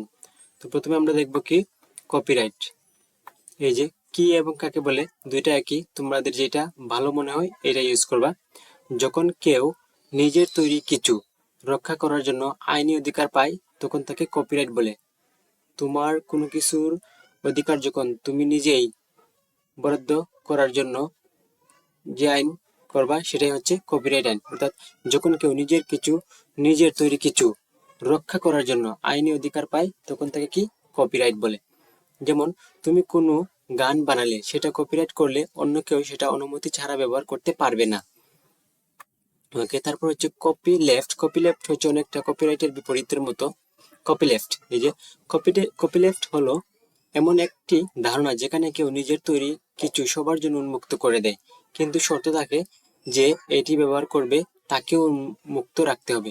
মনে করো আমি গান লিখলাম, সবাইকে আমি শর্ত দিলাম তুমি যদি ব্যবহার করো তখন তুমিও কি করবা, উন্মুক্ত করবা, তুমি এটা হাইড করতে পারবা না। তো কাকে বলে যদি আমরা রক্ষা দেখি, কোনো সফটওয়্যার বা কন্টেন্ট সবাইকে ব্যবহার করতে দেওয়া হলেও কেউ যেন তা নিজের করে না নেয়, এটাকে কপিলেফট বলে। ওকে, আমি দিলাম ব্যবহার করার জন্য কিন্তু তুমি এটা কি করলা, আর কাউকে দিলা না। ওকে, তারপর উদাহরণ জিএনইউ সফটওয়্যার লাইসেন্স, যেটা বলে তুমি ব্যবহার করতে পারো কিন্তু পরিবর্তন করলে তোমাকেও উন্মুক্ত করে দিতে হবে। মনে করো আমি একটা আমার গানটা তুমি একটু আপডেট করছো বা মডিফাই করছো, তখন এটাও কি করতে হবে, উন্মুক্ত করে দিতে হবে। তারপর হচ্ছে এই যে ক্রিয়েটিভ সেন্স ক্রিয়েটিভ কমন্স হলো এমন এক ধরনের লাইসেন্স পদ্ধতি। ক্রিয়েটিভ কমন্স হচ্ছে এমন এক ধরনের লাইসেন্স পদ্ধতি যেখানে কন্টেন্টের মালিক নিজের কাজ কোনো শর্তে অন্যকে ব্যবহার করতে দিবে সেটা নির্ধারণ করে। আচ্ছা, যদি কেউ নিজের ছবি, লেখা বা ভিডিও বলে দেয় এই শর্তে ব্যবহার করো, সেটা ক্রিয়েটিভ কমন্স লাইসেন্স। ওকে, আমার নিজের লেখা আমি ব্যবহার করতে দিব একটা শর্ত সাপেক্ষে। ওকে, যেমন শুধু শিক্ষার জন্য ব্যবহার করা যাবে, বাণিজ্যিকভাবে ব্যবহার করা যাবে না, নাম দিতে হবে অর্থাৎ ক্রেডিট দিতে হবে। যে মনে করো আমার এই নোটটা তুমি কি করছো, কালেক্ট করে তোমার নামে চালিয়ে দেওয়া যাবে না, অবশ্যই আমার ক্রেডিট দিতে হবে যে SHB বা হচ্ছে স্কিল হাট বাংলাদেশের। ওকে, তারপর হচ্ছে ওপেন সোর্স কি, ওপেন সোর্স সফটওয়্যার হলো এমন সফটওয়্যার যার সোর্স কোড উন্মুক্ত থাকে। এই যে সোর্স কোড কি থাকে, উন্মুক্ত থাকে, যে কেউ চাইলে কি করতে পারে, ব্যবহার করতে পারবে, এবং যে কেউ চাইলে কি করতে পারবে, এডিট করতে পারবে, আপডেট করতে পারবে। যেটা যে কেউ দেখতে ব্যবহার ও পরিবর্তন ও বিতরণ করতে পারবে। কাকে বলে যদি আমরা বলি, যে সফটওয়্যার সবাই বিনামূল্যে ব্যবহার করতে পারে, এই যে বিনামূল্যে ব্যবহার করতে পারে এবং প্রয়োজন হলে পরিবর্তনও করতে পারে, তাকে ওপেন সোর্স সফটওয়্যার বলে। যেমন কি, যেমন হচ্ছে এই যে লিনাক্স হচ্ছে ফ্রি বা ওপেন সোর্স। এই যে লিব্রে অফিস, এটা হচ্ছে ওপেন সোর্স। তারপর হচ্ছে বিএলসি মাল্টি মিডিয়া প্লেয়ার। তারপর হচ্ছে এই যে পাইরেটেড পাইরেটেড মানে হলো কোনো সফটওয়্যার, সিনেমা, গান বা বই চুরি করে বা অনুমতি ছাড়া কপি করা বা বিতরণ করা। মনে করো আমার গানটা তুমি কি করলা, আহ, চুরি করে আমি এটা কি করছিলাম, যে প্রাইভেসি রাখছিলাম, কিন্তু তুমি কোনো কারণে এটা পেয়ে গেছো, পেয়ে কি করলা তুমি, বিনা অনুমতিতে, আমার অনুমতি ছাড়া কি করলা, এটা কপি করা এবং সবাইকে কি বিতরণ করা শুরু করছো। এটা বেশিরভাগ ক্ষেত্রে হয় আমাদের দেশে মুভির ক্ষেত্রে। মনে করো এই যে বর্তমানে তো বাংলাদেশে একটা মুভি চলতেছে রকস্টার। ওকে, রকস্টার মুভি, এখন তুমি কোনো কারণে এটা চুরি করছো, চুরি করে কি করছো, তুমিও কি করছো, অন্য মানুষকে দিতেছো, এটা হচ্ছে একটা পাইরেটেড মধ্যে পড়ে। যখন কেউ পয়সা না দিয়ে বা অনুমতি না নিয়ে কোনো সফটওয়্যার, ভিডিও বা গেম ব্যবহার করে, তখন সেটা পাইরেটেড। যেমন ফ্রি মাইক্রোসফট অফিস হ্যাক করে ইনস্টল, যেমন আমরা বেশিরভাগ সময় কি করি, এই যে ক্র্যাক ভার্সন ইউজ করি। ওকে, অফিসের পেড ভার্সনটাই আমরা কি করি, ক্র্যাক ভার্সনটা ইউজ করি, এটা ঠিক না, আসলে এটা একটা পাইরেটেড। তারপর হচ্ছে পাইরেটেড মুভি ডাউনলোড, এই যে আমরা পাইরেটেড মুভি ডাউনলোড করি, এই যে এইচডি হাব এইখান থেকে আমরা কি করি, এই যে বিভিন্ন পাইরেটেড মুভি ডাউনলোড করি। তারপর হচ্ছে এমএলএসবিডি, এই এই এই ধরনের ওয়েবসাইট থেকে আমরা পাইরেটেড মুভিগুলো ডাউনলোড করতে পারি, কিন্তু এটা আসলে ঠিক না। তো এই সাইটগুলোতে রিস্কও আছে। তারপর হচ্ছে এই যে 6 নম্বর, ফেয়ার ইউজ। ফেয়ার নাম শুনে বুঝে যেতেছে এটা কি। ফেয়ার ইউজ হলো এমন কিছু নিয়ম যার আওতায় কপিরাইট থাকা কোনো কন্টেন্ট নির্দিষ্ট সীমায় ব্যবহার করা যায়, অনুমতি ছাড়াই ব্যবহার করতে পারবে নির্দিষ্ট সীমায়। কাকে বলে যদি, যেমন শিক্ষার উদ্দেশ্যে বা সমালোচনা করার জন্য কোনো ভিডিও বা লেখা ব্যবহার করলে সেটা ফেয়ার ইউজ হতে পারে। ক্লাসের বইয়ের একটা অংশ পড়ানো, ভিডিও 30 সেকেন্ড গান ব্যবহার করা ইত্যাদি। ওকে, আমরা বিভিন্ন সময় কি করি, এই যে ভিডিও, এই যে কন্টেন্ট বানানোর সময় আমরা কি করি, এই যে বিভিন্ন ধরনের গান এড করতে পারি। ওকে, পেইড গানগুলো আমরা 30 সেকেন্ড কি করতে পারবো, ইউজ করতে পারবো, যেগুলো আমাকে এটাই বলছে 30 সেকেন্ডের বেশি যদি আমি ইউজ করি তাহলে আমি কি করবো, কপিরাইট মামলা খেতে পারি বা আমি কপিরাইট ভঙ্গ করছি। তারপর হচ্ছে যে মুক্ত দর্শন তো বুঝে যাইতেছে যে পাঠে তো আমরা অবশ্যই পড়ছি, মুক্ত সফটওয়্যার দর্শন বা ফ্রি ফিলোসফি। মুক্ত দর্শন মানে হলো সফটওয়্যার বা জ্ঞানের সবকিছুকে উন্মুক্ত করে দেওয়া, যাতে সবাই তা ব্যবহার, পরিবর্তন ও ভাগ করে নিতে পারে। তারপর হচ্ছে কাকে বলে, যে দর্শন বলে জ্ঞান ও প্রযুক্তি সবার তা লুকিয়ে রাখা যাবে না, বরং সবাই মিলে উন্নয়ন করব, সেটাই মুক্ত দর্শন, knowledge wants to be free, এই নীতিতে বিশ্বাস করে। ওকে, তারপর আমরা যদি দেখি নতুন শব্দ, তো এই তো ছিল নতুন শব্দ। সো দ্যাটস ইট পার্ট 24 থেকে 26, নৈতিকতা ও প্লেজারিজম। নৈতিকতা, এই যে নীতি নৈতিকতা, নীতি নৈতিকতা বলতে কি বোঝায়? নৈতিকতা বলতে আমরা সৎ থাকাকে মোটামুটি বুঝাই। মনে করো আমি তোমাকে কিছু ম্যাথ করাইলাম, ম্যাথ করানোর পর এই সেম ধরনের ম্যাথ আমি তোমাকে বাসায় করতে দিলাম, কিন্তু তুমি কি করলা, যে তুমি, আমি বলে দিছি যে গাইড দেখবা না বা সামথিং, আমি যেরকম করাইছি এরকম করো, তুমি কি করলা, কোনো একটা অঙ্ক বুঝো নাই, কি করছো, গাইড দেখে করে আমাকে দিয়ে দিছো, তো এটা কিন্তু একটা নৈতিকতার অবক্ষয় হয়েছে। কিন্তু আমি কিন্তু তোমাকে নিষেধ করছি গাইড না দেখতে, তো এরকম বিষয়টা আর কি। যদি তারপর প্লেজারিজম হচ্ছে এই যে অন্যের লেখা, অন্যের কোনো লেখা বা হচ্ছে গবেষণা বা হচ্ছে ভিডিও যদি নিজের নামে চালিয়ে দেয়, এটা হচ্ছে প্লেজারিজম। তো নৈতিকতা প্লেজারিজম অবশ্যই আমাদের মেনটেন করা উচিত। প্লেজারিজম আমরা করব না। ওকে, মনে করে একটা কোনো একটা আর্টিকেল, অনেক বড় একটা আর্টিকেল বা রচনা, মনে করো এটা একটা রচনা। ওকে, এই রচনার একটা অংশ তুমি কি করলা, এই যে এই অংশটুকু কি করলা, তুমি চুরি করলা, এখান থেকে চুরি করে কি করলা, নিজের নামে চালিয়ে দিলা, এটা হচ্ছে প্লেজারিজমের মধ্যে পড়ে। এই কাজগুলো অবশ্যই করবা না। আর নৈতিকতা তো অবশ্যই অবক্ষয় করবা না নৈতিকতার। ওকে, তো এখানে দেখি আমরা কি বলছি। আমরা রাস্তা দিয়ে হেঁটে যাওয়ার সময় রাস্তার দুপাশে যে দোকানগুলো আছে সেগুলোর বাইরে থেকে দেখি প্রত্যেকটা দোকানের দরজা ধাক্কা দিয়ে দেখি না দরজাটা খোলা আছে কিনা। যদি দরজাটা খোলাও থাকে, আমরা অপরিচিত একজন মানুষের ঘরে ঢুকে যাই না। কেউ যদি ঢুকেও যায়, সে দোকানের ভিতরের সব জিনিসপত্র লন্ড বন্ড করে চলে আসে না। সভ্য মানুষ হিসেবে আমাদের একটি নৈতিক দায়িত্ব থাকে। বরং যদি কখনো দেখা যায় কেউ তার দরজা ভুলে খুলে চলে গেছে, তাকে ডেকে এনে বলি দরজাটা বন্ধ করে যেতে। তথ্য প্রযুক্তি আসার পর হুবহু এরকম একটা পরিবেশ তৈরি হয়েছে। ইন্টারনেটে আমরা যখন বিভিন্ন ওয়েবসাইট দেখি, সেখানে যে মানুষ বা প্রতিষ্ঠান ওয়েবসাইট তৈরি করেছে, তার যে অংশটুকু সে আমাদের দেখাতে চাইছে, আমরা সেই অংশটুকু দেখতে পাই। ওয়েবসাইটের নিজস্ব বা গোপন অংশটুকুকে আমাদের ঢোকার কথা নয়, প্রয়োজনও নেই। সেখানে যেতে পারে তাদের নির্দিষ্ট মানুষজন, যারা গোপন পাসওয়ার্ড ব্যবহার করে সেখানে প্রবেশ করে নির্দিষ্ট তথ্য সাজিয়ে রাখে বা কাজ করে। অর্থাৎ একটা হচ্ছে ফ্রন্ট এন্ড, একটা হচ্ছে ব্যাক এন্ড। ফ্রন্টের কাজগুলো, আমরা যেগুলো দেখতে পাই, কোনো ওয়েবসাইটে ঢুকলে আমরা যেগুলো দেখতে পারি সেগুলো হচ্ছে হচ্ছে ফ্রন্ট এন্ড। আর ব্যাক এন্ড হচ্ছে ভিতরের কিছু ফাংশনালিটির কাজ, এই যে প্রোডাক্ট আপডেট করা, কয়টা প্রোডাক্ট রয়েছে এগুলা কি করে, নতুন প্রোডাক্ট আপলোড করা, এইটা এটা তারা কি করবে, তাদের পাসওয়ার্ড বা ইউজার নেম সবগুলো তাদের কাছে থাকে।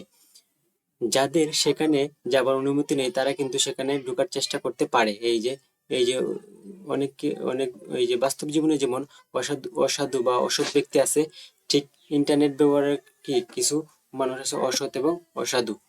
পাসওয়ার্ড জানা না থাকলেও সেটাকে পাশ কাটিয়ে অনেক সময় কেউ ওয়েবসাইটে ভেতরে ঢুকে যায়।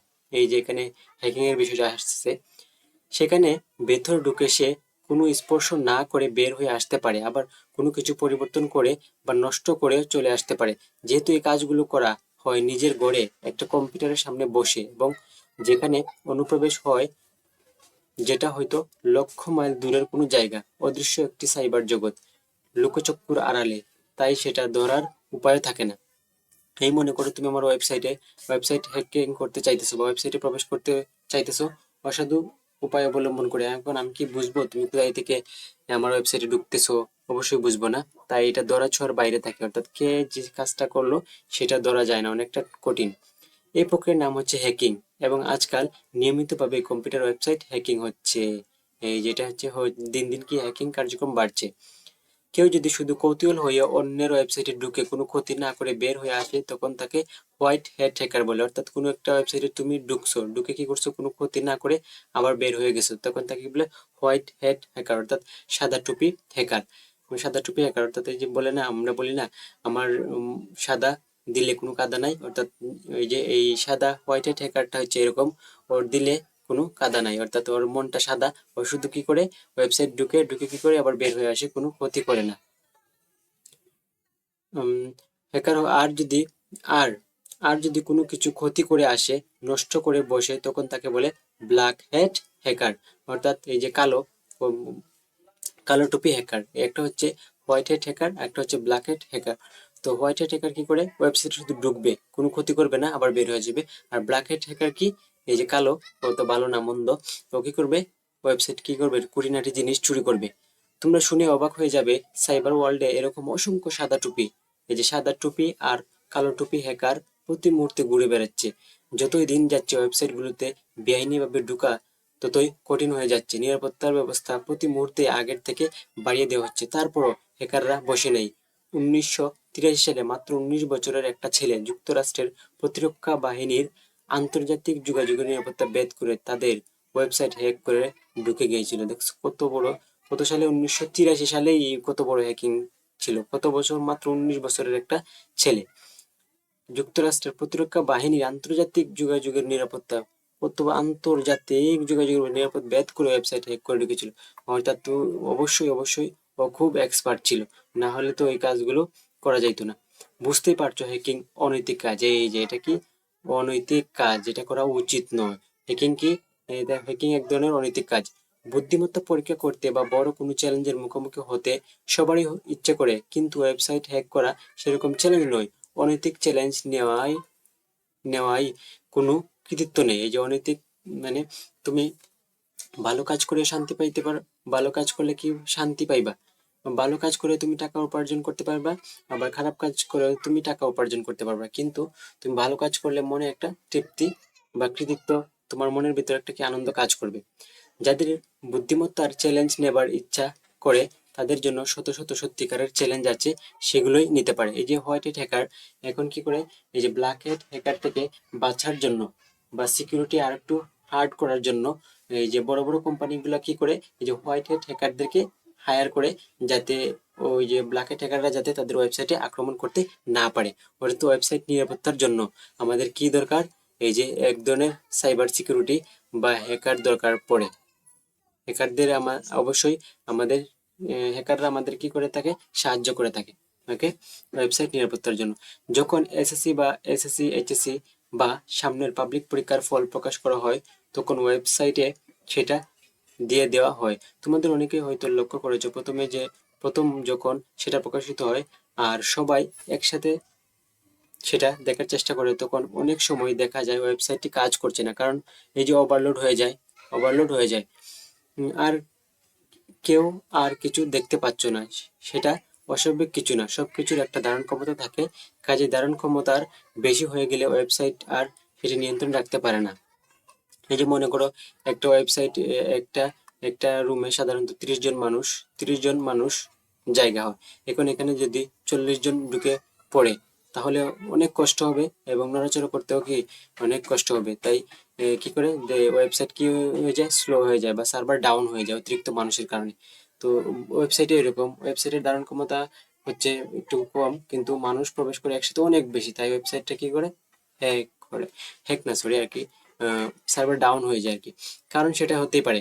আবার অনেক সময় কেউ ইচ্ছে করে সেরকম একটা পরিবেশ তৈরি করে ফেলতে পারে যে এখানে একটা কম্পিউটার, একটা প্রোগ্রাম কৃত্রিমভাবে কোনো একটা ওয়েবসাইটের প্রতি সেকেন্ডে শত সহস্রা সহস্রবার প্রবেশ করতে পারে। তখন তার ধাক্কায় ওয়েবসাইট অচল হয়ে পড়ে। কাজেই এটা অনৈতিক কাজ। ইচ্ছে করে একটা ওয়েবসাইট অচল করে দেওয়ার মাঝে কোনো কৃতিত্ব নেই। আবার এটা তো ফলাফলের সময় এটা তো স্বাভাবিক ঘটনা, কিন্তু আবার ইচ্ছে করলে কি করতে পারে, একজন হ্যাকার কি করতে পারে, যে কোনো ওয়েবসাইট কি করে ফেলতে পারে, স্লো করে দিতে পারে। এটাই আবার কি, এটা হচ্ছে এক ধরনের অনৈতিক কাজ। আজকাল অনেক পত্রপত্রিকার ওয়েবসাইটে দেওয়া হয়, অনেক পত্রপত্রিকাতেই একটা খবর বা কোনো একটা লেখার পেছনে পাঠকরা নিজেদের মন্তব্য লিখতে পারে। এই যে কমেন্টের কথা বলা হয়েছে, পাঠক ইচ্ছে করলে অনেক সুচিন্তিত সুচিন্তিতভাবে একটা খাঁটি মন্তব্য লিখতে পারে। কিন্তু অনেক সময় দেখা যায় একজন পাঠক শুধু শুধু যুক্তিহীন অশালীন একটা কথা লিখে রেখেছে। বিষয়টি নিয়ে কিছু করার নেই, কিন্তু সবাইকে জানতে হবে বিষয়টা অনৈতিক। এই যে মনে করো আমি একটা, বা আমাদের মনে করো সাপোজ, আচ্ছা আমি পরিমণিকে চিনো কিনা তোমরা জানি না, পরিমণি বা হচ্ছে মনে করো নুসরাত ফারিয়া, নুসরাত, তো ওরা তো মোটামুটি ছবি ছাড়ে সোশ্যাল মিডিয়াতে। তো তোমরা কি করলা, এই যে ওর ভালো, তোমার ভালো লাগে নাই, কিন্তু তুমি একটা খারাপ মন্তব্য করলা। আসলে খারাপ মন্তব্য করার অধিকার তোমার নাই, সমালোচনা করতে পারো। তো এটা তোমার কি অনৈতিক কাজ হবে, এই কাজগুলো অবশ্যই করবা না। অন্যের ছবিতে অন্যের পোস্টে গালিগালাজ করবা না বা খারাপ মন্তব্য করবা না। এটা তোমার ওই যে ইন্টারনেটের ভিত্তিতে এটা অনৈতিক কাজ হবে।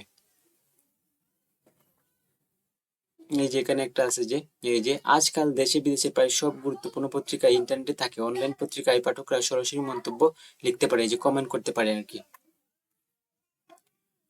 তারপর ইন্টারনেটে যেহেতু মানুষের নিজের মত প্রকাশের বিশাল স্বাধীনতা রয়েছে, যে কেউ যেভাবে ইচ্ছা সেভাবে সেটা প্রকাশ করতে পারে, তাই মাঝে মাঝে সেটাকে অপব্যবহার করা হয়।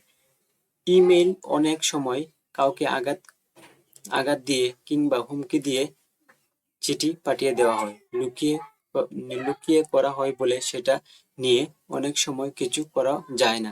কখনো কখনো দেখা যায় কোনো একজন অসম্মান করার জন্য তার সম্পর্কে মিথ্যা কিংবা অসম্মানজনক কোনো তথ্য ইন্টারনেটে ছড়িয়ে ছড়িয়ে দেয়। এই যে বর্তমানে এটা তো খুব বেশি হয় যে এই যে কতটা টিভি আছে, আজাইরা টিভি, তারপর জানোয়ার টিভি, এরা কি করে যে যদিও তা অনেক সময় মজা করে, কিন্তু এগুলো কি সম্পূর্ণ ভুল তথ্য প্রচার করে। অসংখ্য মানুষের কাছে তথ্য পাঠানোর যে কাজটি আগে কঠিন ছিল, এখন সেটি অনেক সহজ হয়ে গেছে। অবশ্যই সোশ্যাল মিডিয়ার কল্যাণে বা ইন্টারনেটের কল্যাণে আগে একটা তথ্য পাঠানো যাইতো না সবার কাছে, কিন্তু এখন সোশ্যাল মিডিয়াতে শেয়ার করলে সবার কাছে তথ্যগুলো পৌঁছে যায়। কাজেই সেই কাজটি ভালোভাবে ব্যবহার না করে কখনোই খারাপভাবে ব্যবহার করা যাবে না। খারাপভাবে ব্যবহার করা হয় তখনই বুঝতে হবে নৈতিকতা রক্ষা করা হয়নি। এই যে জীবনের প্রতিটা ক্ষেত্রে নৈতিকতা অবলম্বন করা উচিত। তারপর হচ্ছে একটা দলগত কাজ, এটা তোমরা সহপাঠীরা মিলে করবা। অবশ্যই না পারলে শ্রেণী শিক্ষকের সহায়তা নিবা। আর যদি আমার কাছ থেকে পেতে চাও তাহলে অবশ্যই কমেন্ট করো, আমি চেষ্টা করবো এটার উত্তর দেওয়ার। কখনো কখনো ইন্টারনেট বা তথ্য প্রযুক্তিতে শুধু যে অনৈতিক কাজ করা হয় তা কিন্তু নয়, সীমা অতিক্রম করে বেআইনি কাজও করার চেষ্টা করা হয়। ওয়েবসাইট হ্যাকিং করা শুধু যে অনৈতিক কাজ তা নয়, সেটা একই সাথে বেআইনি কাজ। যদি অনৈতিক সেই সাথে কি বেআইনি। ইন্টারনেটে এরকম অনেক ধরনের মানুষ অনেক ধরনের অনৈতিক আর বেআইনি কাজ করে ফেলে, যেহেতু কেউ দেখতে পাইতেছে না, এই যে তার কারণে মানুষ কি করে ইন্টারনেটে বেআইনি কাজ করে থাকে বেশি। আমাদের সেগুলো জানা থাকা ভালো, আমাদের অবশ্যই এগুলো জানা থাকা ভালো। এই যে তথ্য প্রযুক্তি সম্পর্কে তোমরা অনেক ভালো জ্ঞান পাইতেছো ওই যে আইসিটিটা পড়ার কারণে। আর অবশ্যই যখন তোমরা তথ্য প্রযুক্তি ব্যবহার করবা বা ইন্টারনেট সোশ্যাল মিডিয়া ব্যবহার করবা, এইগুলা কিন্তু মেনটেন করে ব্যবহার করবা, তাহলে তোমাদের বিপদ আসবে না আশা করি। যেহেতু পুরো বিষয়টা হয় সাইবার জগতে, চোখের আড়ালে, তাই প্রতারণার কাজটি হয় সবচেয়ে বেশি। যেমন হয়তো কারো সাথে যোগাযোগ করে বলা হলো যে সে লটারিতে অনেক টাকা পেয়েছে, টাকাটা নিতে হলে অমুক জায়গায় যোগাযোগ করতে হবে। সরল বিশ্বাসে হয়তো সেই মানুষটি যোগাযোগ করে, তখন তাকে বোঝানো হয় কিছু টাকা দিলে বড় পুরস্কারটি পেয়ে যাবে। অনেক সময় মানুষটি সেই টাকা দিয়ে প্রতারণার ফাঁদে পড়ে যায়। আবার কেউ হয়তো জানায় যে তার হাতে অনেক টাকা চলে এসেছে এবং সে টাকাটা নিরাপদে রাখতে চায়, তখন অনেকে লোভে পড়ে সেই ফাঁদে পা দেয়। কাজেই সবার জানা থাকা ভালো, অপরিচিত ইমেলের এরকম অবিশ্বাস্য লোভনীয় আশ্বাস নিঃসন্দেহে প্রতারণা। তো এটা বেশিরভাগ আমরা ফেস করি হচ্ছে বিকাশে। আমার খুব ক্লোজ একজন কি করছে, একবার হঠাৎ কি বলছে এরকম প্রতারণার মানে একটা আননোন নাম্বার থেকে কল আসছে।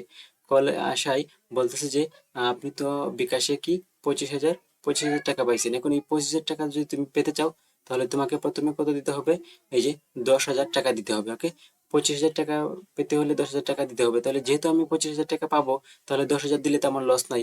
অনেকে কি করে এই 10,000 টাকা দিয়ে দেয়, আর এই 10,000 টাকা নিয়ে কি ওই ব্যক্তি উধাও হয়ে যায়। এভাবেই মানুষকে কি বানায়, এই যে প্রতারকরা কি ধোঁকা দেয় মানুষকে। তো এগুলা থেকে অবশ্যই বিরক্ত থাকবে। কেউ তোমাকে বললো 50 লাখ টাকা দিবে, কিন্তু 50 লাখ মনে করো এই যে 50 লাখ টাকা দিবে, তার জন্য তোমাকে অবশ্যই 1 লাখ টাকা অগ্রিম দিতে হবে। এইগুলো ভুলেও এগুলাই ফাঁদে পাড়া দিবা না, কিন্তু যদি অনেক লোভনীয় অফার, এই লোভগুলো আমাদেরকে সামলাতে হবে। ইন্টারনেটে বড় একটি অপরাধ হয় ক্রেডিট কার্ড নিয়ে। এই যে ক্রেডিট কার্ড নিয়ে তোমরা সবাই নিশ্চয়ই জেনে গেছো, আজকাল কাগজের নোট দিয়ে টাকা পয়সার লেনদেন খুব দ্রুত কমে আসছে। পৃথিবীর অনেকেই সেটি করে ক্রেডিট কার্ড দিয়ে। ইন্টারনেটে ক্রেডিট কার্ড ব্যবহার করতে হলে সেই কার্ডটির প্রয়োজন হয় না, শুধু নম্বরটি জানলেই চলে। শুধু নম্বরটি জানলেই উম, চলে। কাজেই কাজেই মানুষের ক্রেডিট কার্ডের নাম্বার জানার জন্য বড় অপরাধীরা অনেক বড় সাইবার অপরাধ করে। সাধারণত যখন ক্রেডিট কার্ড ব্যবহার করা হয় তখন নিরাপত্তার বিষয়টিকে অনেক গুরুত্ব দেওয়া হয়। সেখান থেকে নম্বরটি বের করা কঠিন, কিন্তু প্রতারকরা মানুষকে প্রতারণা করে ধোঁকা দিয়ে নম্বরটি জেনে নেবার চেষ্টা করে এবং মানুষটি বোঝার আগে সেই নাম্বারটি ব্যবহার করে বড় অঙ্কের টাকা তুলে নেয়। এই যে কত বড় প্রতারক! এরকম কিন্তু প্রতিনিয়ত মানুষ কি হচ্ছে, প্রতারিত হচ্ছে। তো তোমরা যখন ক্রেডিট কার্ড ব্যবহার করবা, বিকাশ ব্যবহার করবা, নগদ ব্যবহার করবা, তখন একটু সাবধানতার সাথে ব্যবহার করবা। আজকাল অপরাধীরা ইন্টারনেটকে ইন্টারনেটকে ব্যবহার করা শুরু করেছে। তারা তাদের অবৈধ কাজের তথ্য ইন্টারনেটের ভেতর দিয়ে প্রচার করে। সারা পৃথিবীতেই সেজন্য আইন পাশ করা হচ্ছে। যাদের প্রচলিত আইনে বিচার করা যায় না, তাদের এই বিশেষ আইন দিয়ে বিচার করতে হয়। দেশে দেশে এমন অনেক মানুষ আছে যারা অন্য সম্প্রদায় বা জাতিগোষ্ঠীর প্রতি প্রচন্ড ঘৃণা ও কুপ্রকাশ পোষণ করে। এরা যে কোনো এরা যে কোনো চরম রাজনৈতিক, ডান বাম, সেকুলার, জাতীয়তাবাদী, রাজতান্ত্রিক গোষ্ঠীর সদস্য হতে পারে। এই ধরনের মানুষ ইন্টারনেট ব্যবহার করে নানা প্রতিশ্রুতি দিয়ে তোমার মতো তরুণদের দলে নেয় এবং নিজেদের অশুভ পরিকল্পনা বাস্তবায়ন করে। তাই ইন্টারনেটে অপরিচিত কারো সাথে বন্ধুত্ব করার ক্ষেত্রে সবসময় সতর্ক থাকতে হবে।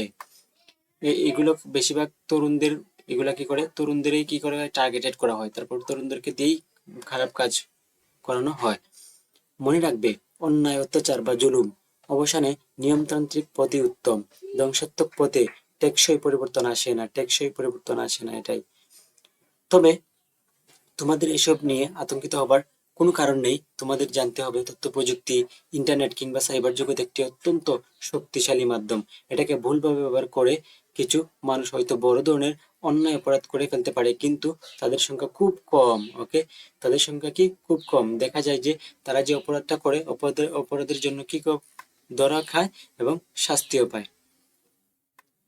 কম্পিউটার ভাইরাসের কথা তোমরা আগেই জেনেছ। অনেকে মজা করার জন্য হোক বা অপরাধ করার জন্যই হোক নানা ধরনের কম্পিউটার ভাইরাস তৈরি করে সেটাকে ইন্টারনেটে ছড়িয়ে দেয়। সেগুলো ইন্টারনেটের ভেতর দিয়ে আমাদের ঘরের ভেতর কম্পিউটারে ঢুকে পড়ে। ছোটখাটো যন্ত্রণা থেকে শুরু করে ছোটখাটো যন্ত্রণা থেকে শুরু করে সেগুলো অনেক বড় বড় সমস্যা ঘটাতে পারে। মনে করো ছোটখাটো সমস্যা হয়েছে তোমার কম্পিউটারে, দেখা যেতেছে যে আস্তে আস্তে এটা কি হলো, একদিন বড় ধরনের সমস্যা হলো এবং তোমার কম্পিউটার নষ্ট হয়ে যেতে পারে, বা তোমার কম্পিউটার সকল তথ্য মানুষ চুরি করতে পারে। মাইডোম ওয়ার্ম নামে একটা কম্পিউটার ভাইরাস 2004 সালের জানুয়ারি মাসে একই দিনে 2.5 লক্ষ কম্পিউটারকে আক্রান্ত করেছিল। ও মাই গড! যে কি ভাইরাসের নাম কি? ভাইরাসের নাম হচ্ছে মাইডোম ওয়ার্ম। কত সালে? 2004 সালে। কত লক্ষ? 2.5 লক্ষ কম্পিউটারকে কি ভাইরাসে আক্রান্ত করেছিল। 1999 সালে মেলিসা নামে একটি কম্পিউটার ভাইরাস এত শক্তিশালী ভাবে সাইবার জগৎকে আক্রমণ করেছিল যে মাইক্রোসফটের মতো বড় কোম্পানিকে তাদের ইমেল সার্ভার বন্ধ রাখতে হয়েছিল। ভাইরাসের কারণে পৃথিবীতে কোটি কোটি টাকার সম্পদ নষ্ট হয়ে যেতে পারে।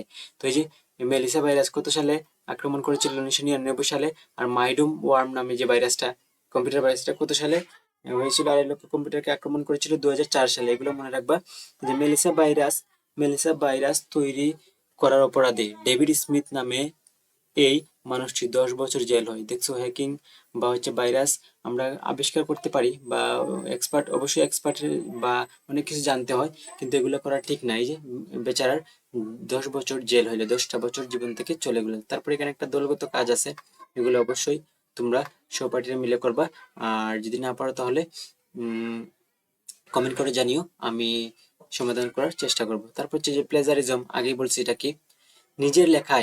নিজের লেখায় অন্যের লেখা কোনো কিছু ব্যবহার করতে হলে সবসময় সেটি পরিষ্কার করে বলে বলে অন্যের অবদান স্বীকার করতে হয়, অর্থাৎ ক্রেডিট দেওয়া প্রয়োজন। মনে করো আমি তোমার একটা লেখা ব্যবহার করছি, আমি এই লেখাটা যে আমি তোমার লেখায়, তার জন্য আমার কি একটা ক্রেডিট ব্যবহার করা উচিত, যে অমুকের লেখা। এই যে আমরা দেই, মনে করো রবীন্দ্রনাথ ঠাকুর বা কাজী নজরুল ইসলাম, এরকম একটা আমরা কি ক্রেডিট দেই। তো অবশ্যই সবার উচিত কি ক্রেডিট দেওয়া। আমরা যখন লেখাপড়া করি তখন আমরা অনেক নতুন নতুন জিনিস শিখি যা আগে জানতাম না।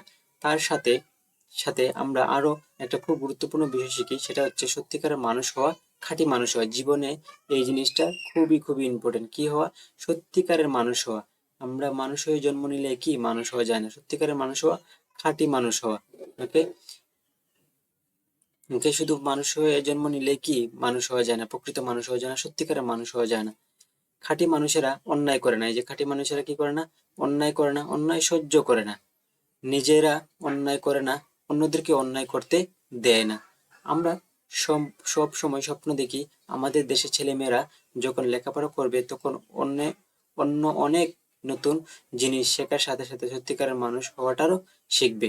তুমি যতই ডাক্তার হও না কেন, উকিল হও না কেন, ব্যারিস্টার হও না কেন, তোমাকে খাঁটি মানুষ যদি না হতে পারো তাহলে তুমি তোমার প্রফেশনালিজমে ভালো হয়তো বা ভালো করতে পারবা, কিন্তু তোমাকে মানুষ কি করবে না, পছন্দ করবে না। একটা পর্যায়ে তোমার প্রতি ঘৃণা কাজ করবে তাদের। ওকে, তারপর কি বলছে, তারপরে আমরা মাঝে মাঝে দেখি ছাত্রছাত্রীরা পরীক্ষার সময় দেখাদেখি করে। তোমরা কখনো কখনো দেখে থাকবে বড় কোনো পরীক্ষার সময় কিছু ছাত্র ছাত্রী নকল করতে গিয়ে ধরা পড়ছে। এই যে দেখাদেখি করা ঠিক আছে, একটা পরীক্ষার অংশ, একজন শিক্ষার্থী আর একজন শিক্ষার্থীর খাতা দেখতেই পারো, তো বেশি দেখাদেখি করা ঠিক না, কিন্তু নকল এটা কিন্তু একদম উচিত না, এটা একদম উচিত না। ওকে, ধরা পড়ছে, তাদের পরীক্ষার হল থেকে বের করে দেওয়া হচ্ছে। এই ছাত্রছাত্রীরা নির্বুদ্ধিতা করে নিজেদের ভবিষ্যৎটাকেই নষ্ট করছে। এই যে নিজের ভবিষ্যৎ নিজে কি কোরাল মারলো আর কি। তো নকল করবা না, দেখাদেখি করতে পারো, কারণ পরীক্ষার এটা একটা অংশ। অনেক টিচাররা কি অনেক সময় কিছু বলে না দেখাদেখি করলে, অতিরিক্ত দেখাদেখি করলে কি তখন কি করে একটা ধমক দেয়। এরকম ব্যাপার পৃথিবীর সব জায়গাতেই দেখা যায়। তথ্য প্রযুক্তির যুগে এই বিষয়গুলো হঠাৎ করে নতুন একটা মাত্রা পেয়েছে। লেখাপড়া করতে গেলেই হোমওয়ার্ক করতে হয়, হোমওয়ার্ক গুলো সব সময় নিজে করতে হয়। অন্য কেউ হোমওয়ার্ক করে দিলে হয়তো ভালো নম্বর পাওয়া যায়, কিন্তু শেখা তো হয় না। হোমওয়ার্ক নানা ধরনের হতে পারে। ছাত্রছাত্রীরা যতই বড় ক্লাসে যায় ততই তাদেরকে আরো বড় বড় হোমওয়ার্ক করতে হয়, বড় রচনা লিখতে হয়, বড় প্রজেক্ট লিখতে হয়। যারা সত্যিকারের ছাত্র তারা নিজেরা পড়াশোনা করে, খাটাখাটি করে, গবেষণা করে সুন্দর রচনা লিখে। অর্থাৎ মনে করো তোমার একটা রচনা যে বাংলাদেশের ষড়ঋতু, বাংলাদেশের কি ষড়ঋতু, এখন তুমি এই যে ষড়ঋতু কি করলা, দুই তিনটা বই কালেক্ট করে একটা রচনা লিখলা, এটাই হচ্ছে তোমার কি, মানে তোমার প্রপার লার্নিং। এই যে তিনটা চারটা বই কালেক্ট করে একটা রচনা লিখছো, তো তুমি এটাতে কি পাবা, নম্বরও বেশি পাবে, কারণ এই যে তুমি ঘাটাঘাটি করছো, ঘাটাঘাটি করছো, কষ্ট করছো। আর তোমার বন্ধু যদি এক বই থেকে শিখে, তাহলে ওর কিন্তু নম্বর অবশ্যই কম পাবে, বা কোন নাম্বার বেশি পাইলেও ও কিন্তু তোমার থেকে বেশি জানবে না।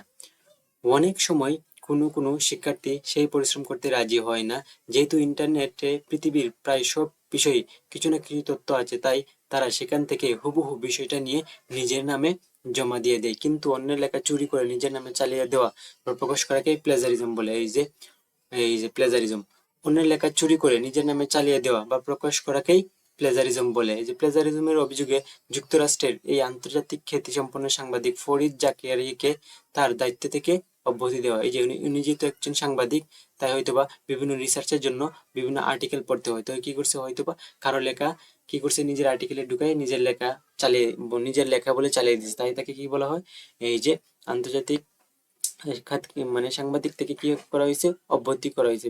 ব্যক্তিটির নামটি অবশ্যই মনে রাখবা, সাংবাদিক ফরিদ জাকারিয়া। নাম কি, সাংবাদিক ফরিদ জাকারিয়া।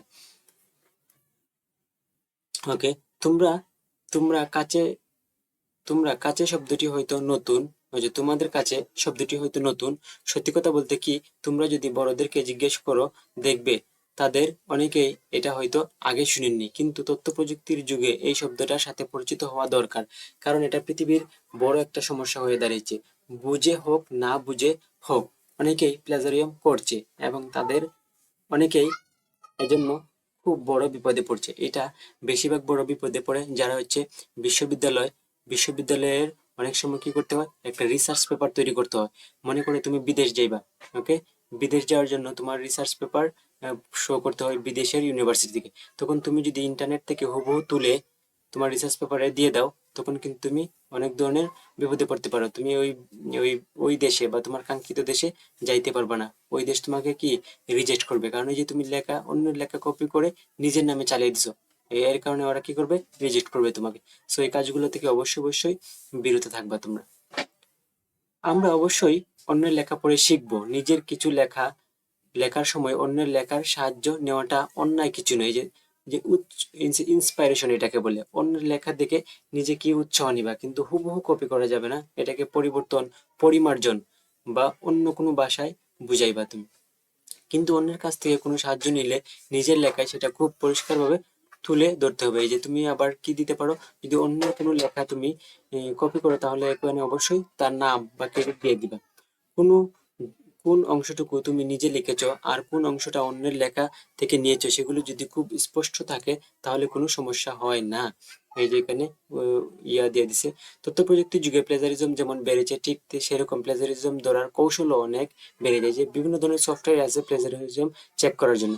তোমরা কি জানো কোনো মানুষ যদি ইন্টারনেটে কোনো জায়গা থেকে কোনো কিছু হুবহু ঠুকে নেয়, সেটা কম্পিউটার সফটওয়্যার ব্যবহার করে সাথে সাথে খুঁজে বের করা যায়। এই যে আমরা মনে করি কি কপি করছি, কেউ ধরতে পারবে না, কিন্তু আসলে এটা কি চেক করার, প্লেজারিজম চেক করার কি ওয়েবসাইট আছে, বিভিন্ন অ্যাপস আছে। ওকে, অন্যায় করলে সেটা নিজের জন্য বিপজ্জনক হতে পারে, কিন্তু নিজের জন্য বিপজ্জনক বিপজ্জনক সেজন্য নয়। তোমরা কখনোই কোনো অন্যায় করবে না, কারণ তোমরা বাংলাদেশের একেবারে খাঁটি মানুষ হয়ে বড় হবে, এবং বড় হয়ে তোমরাই একদিন এই দেশে দায়িত্ব নিবে। আসলে তুমি যদি ভবিষ্যতে তুমি নিতে পারো আগামীর বাংলাদেশ, অর্থাৎ আগামীর বাংলাদেশের দায়িত্ব তোমার হাতেই। এখন তুমি যদি নৈতিকতা মেনে না চলো তাহলে তুমি দেশ কিভাবে সঠিকভাবে পরিচালনা করবা? তাই আমাদেরকে অবশ্যই দেশ পরিচালনা করার জন্য বা আগামীর ভবিষ্যৎ সুন্দর করে গড়ার জন্য আমাদেরকে অবশ্যই নীতি নৈতিকতা মেনটেন করতে হবে। তারপর যেখানে আরেকটা দলগত কাজ আছে, এগুলা তোমরা সহপাঠীরা মিলে করবা। আর যদি আমার কাছ থেকে পেতে চাও তাহলে অবশ্যই কমেন্ট করবা, আমি চেষ্টা করবো এই দলগত কাজের সমাধান দেওয়ার। তারপর হচ্ছে নতুন শব্দের ব্যাখ্যা। এখন আমরা নতুন শব্দের ব্যাখ্যা দেখবো। ওকে, তারপর তো আর শেষ হয়ে যাবে। তো নতুন শব্দের ব্যাখ্যাগুলো দেখি। তো নতুন শব্দের ব্যাখ্যা, নতুন শব্দের ব্যাখ্যা, এই যে নতুন শব্দের ব্যাখ্যা প্রথমে কি আছে, এই যে হ্যাকিং। হ্যাকিং কি? এই যে হ্যাকিং। হ্যাকিং কি? হ্যাকিং হলো অন্যের কম্পিউটার, মোবাইল নেটওয়ার্ক বা অ্যাকাউন্টে অনুমতি ছাড়া প্রবেশ করা বা নিয়ন্ত্রণ নেওয়া। এই যে অনুমতি ছাড়া কি করছো, কোথায়?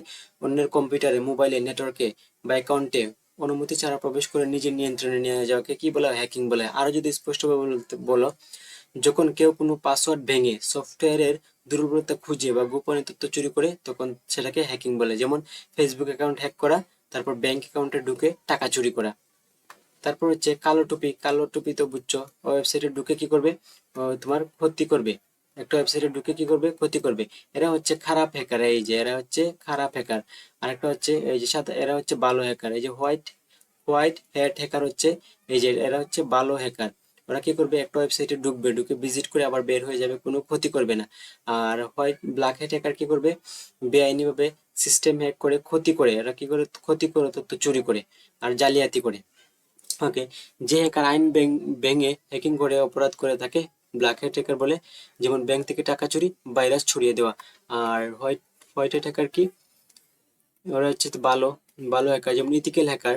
এই যে ইথিক্যাল হ্যাকার এবং সাইবার নিরাপত্তা বিশেষজ্ঞ। এই যে বললাম আমাদের হ্যাকারের সাহায্য নিতে হয় ওয়েবসাইটের নিরাপত্তার জন্য, এটা হচ্ছে এই যে সাইবার নিরাপত্তা। ওকে, তারপর হচ্ছে ক্রেডিট কার্ড। ক্রেডিট কার্ড এবং ডেবিট কার্ডের মধ্যে একটাই পার্থক্য, দুটোটাই সেম, কিন্তু ক্রেডিট কার্ড দিয়ে কি পাওয়া যায়? ঋণের সুবিধা পাওয়া যায়। এইটাই হচ্ছে ক্রেডিট কার্ড এবং ডেবিট কার্ডের প্রধান পার্থক্য। তো ক্রেডিট কার্ড হলো একটি ব্যাংক থেকে নেওয়া ঋণের কার্ড। এই যে ব্যাংক থেকে নেওয়া ঋণের কার্ড, যা দিয়ে আপনি কেনাকাটা করতে পারবেন এবং পরে টাকা পরিশোধ করতে পারবেন। ডেবিট কার্ড এবং ক্রেডিট কার্ড দুইটা কিন্তু এ টু জেড সেম, কিন্তু ক্রেডিট কার্ড দিয়ে কি অতিরিক্ত কি পাওয়া যায়? এই যে ঋণের সুযোগ সুবিধা পাওয়া যায়। কি পাওয়া যায়? এই যে ঋণের সুযোগ সুবিধা পাওয়া যায়, যেটা আমরা ডেবিট কার্ডে পাই না। তো কাকে বলে? এটি এমন এক ধরনের কার্ড যার মাধ্যমে আপনি আগেই টাকা খরচ করতে পারবেন এবং পরে ব্যাংকে পরিশোধ করবেন। এই যে ভিসা কার্ড বা মাস্টার কার্ড অনলাইনে শপিং এ ব্যবহার করা হয়। তারপর হচ্ছে মাইডোম। এই যে মাইডোম কত সালে? 2004 সালে মনে হয় হয়েছিল মাইডোম। মাইডোম হলো ইতিহাসে সবচেয়ে ক্ষতিকর কম্পিউটার ভাইরাস গুলোর একটি। ইমেলের মাধ্যমে ছড়ায়, কম্পিউটার ধীর করে ফেলে, তথ্য চুরি করে, ইন্টারনেট সার্ভারকে জ্যাম করে। যে প্রথম ছড়ায় কত সালে? 2004 সালে। কত লক্ষ কম্পিউটারকে করছিল মনে হয়? 2.5 লক্ষ কম্পিউটারকে, 2.5 লক্ষ কম্পিউটারকে। তারপর হচ্ছে যে ওয়ার্ম মেলিসা বা মেলিসা ওয়ার্ম। মেলিসা ছিল একটি ইমেল ভিত্তিক ভাইরাস। কি ভিত্তিক? ইমেল ভিত্তিক ভাইরাস, যা ছড়িয়ে পড়ে কত? 1999 সালে। ইমেলের মাধ্যমে নিজের কপি পাঠিয়ে দেয়, ওয়ার্ড ফাইলের মাধ্যমে ভাইরাস ছড়ায়, তারপর হচ্ছে অনেক কম্পিউটার একসাথে আক্রমণ করে। তারপর হচ্ছে প্লেজারিজম, এই যে অন্যের লেখা, প্লেজারিজম।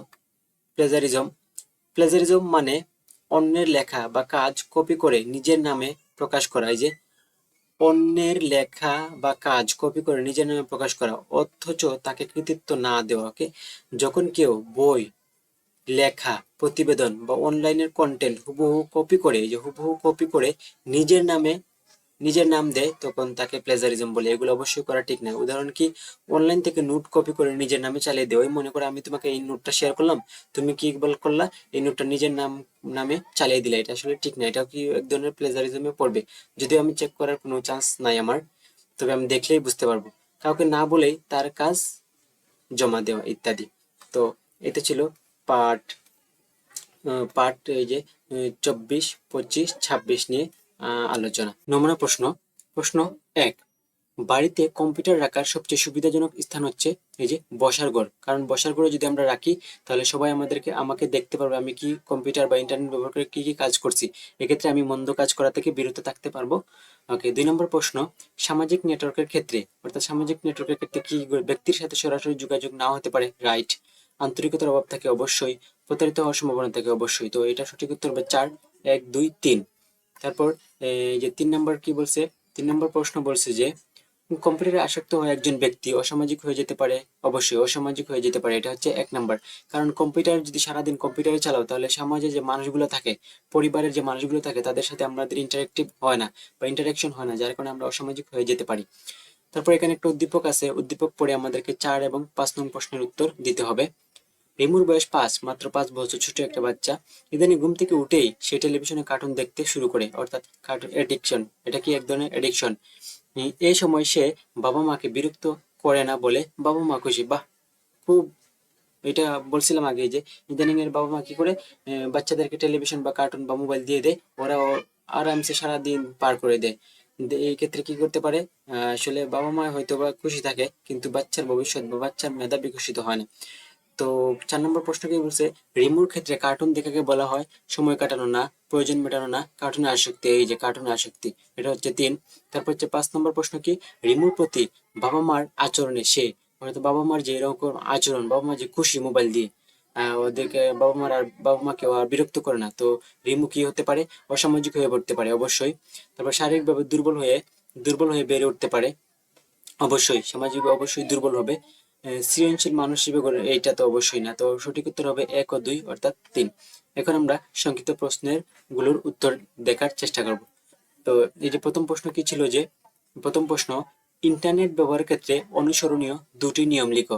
তার দ্বিতীয় প্রশ্ন, কম্পিউটার আসক্তি কাকে বলে, কিভাবে বোঝা যাবে কেউ কম্পিউটার আসক্ত হয়েছে।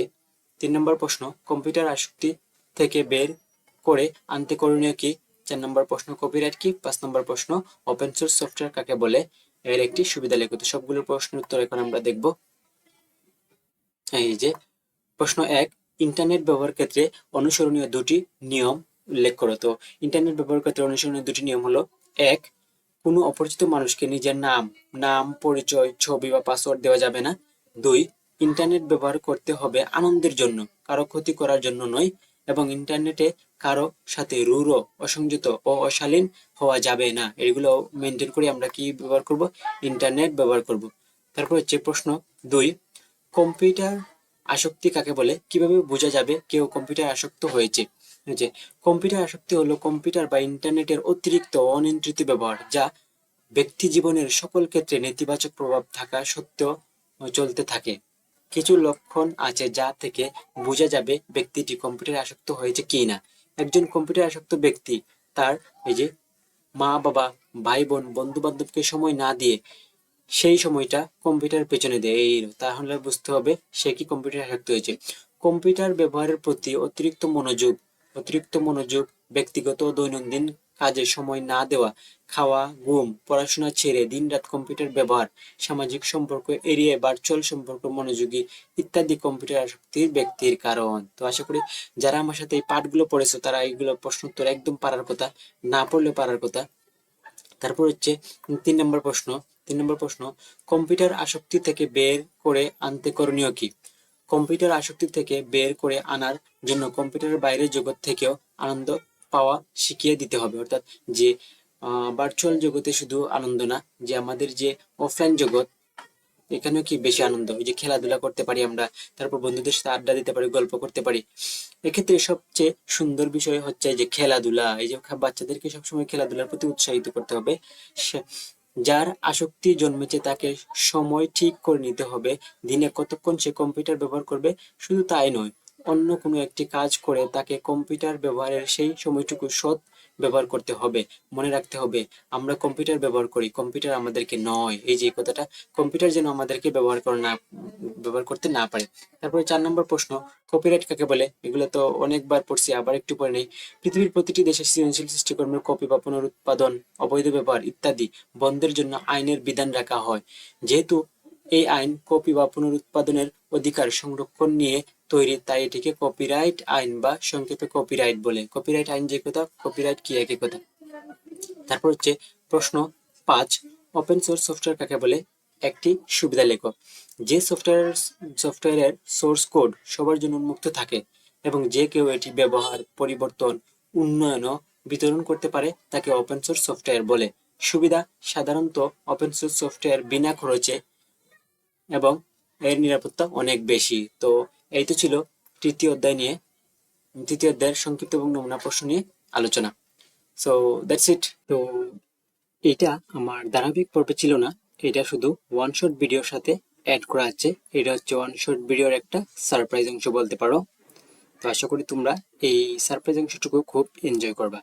সো পার্টের গুরুত্বপূর্ণ অংশ, এই যে আইএডি, যারা খুব বেশি ইন্টারনেট ব্যবহার করে তাদের জন্য আইএডি বা ইন্টারনেট অ্যাডিকশন ডিসঅর্ডার নামে একটি নতুন শব্দ আবিষ্কার হয়েছে।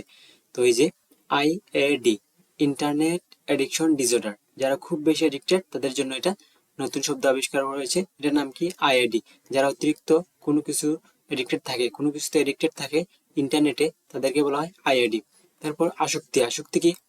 কোনো একটি কাজের মাত্রা ছাড়িয়ে যাওয়াকে আসক্তি বলে। কোনো একটি কাজের মাত্রা ছাড়িয়ে যাওয়াকে আসক্তি বলে। কম্পিউটার গেম, কম্পিউটার গেম খেলা, গান শোনা, ছবি দেখা, কার্টুন ইত্যাদি আসক্তি হতে পারে। এমএমও, এই যে ম্যাসিভলি মাল্টিপ্লেয়ার অনলাইন গেম নামে এক ধরনের কম্পিউটার গেম খেলার খরচ জোগাড় করার জন্য চীনের দেশের এক দম্পতি তাদের ছেলে মেয়েকে বিক্রি করেছে আনুমানিক $9,000। তো এটা কি? অবশ্যই আসক্তি হয়েছিল, তাই কি করছে, নিজের ছেলে মেয়েদেরকে কি করছে, বিক্রি করে দিছে গেম খেলার জন্য। তারপর হচ্ছে এই যে কপিরাইট, সৃজনশীল সৃষ্টিকর্মের কপি বা পুনরুৎপাদন, অবৈধ ব্যবহার বন্ধের জন্য যে আইন, সেটি হচ্ছে কপিরাইট। অর্থাৎ তুমি কোনো কিছু আবিষ্কার করলা, তুমি তোমার নিজের বুদ্ধি দিয়ে, এগুলো যদি অন্য কেউ ব্যবহার করে তার জন্য তুমি আইনি পদক্ষেপ নিতে পারবা যদি তোমার কপিরাইট করা থাকে তোমার আবিষ্কৃত জিনিসটির। লেখকদের অধিকার সংরক্ষণের জন্য সর্বপ্রথম যুক্তরাজ্যে 1662 সালে কপিরাইট আইন পার্লামেন্টে পাশ করে।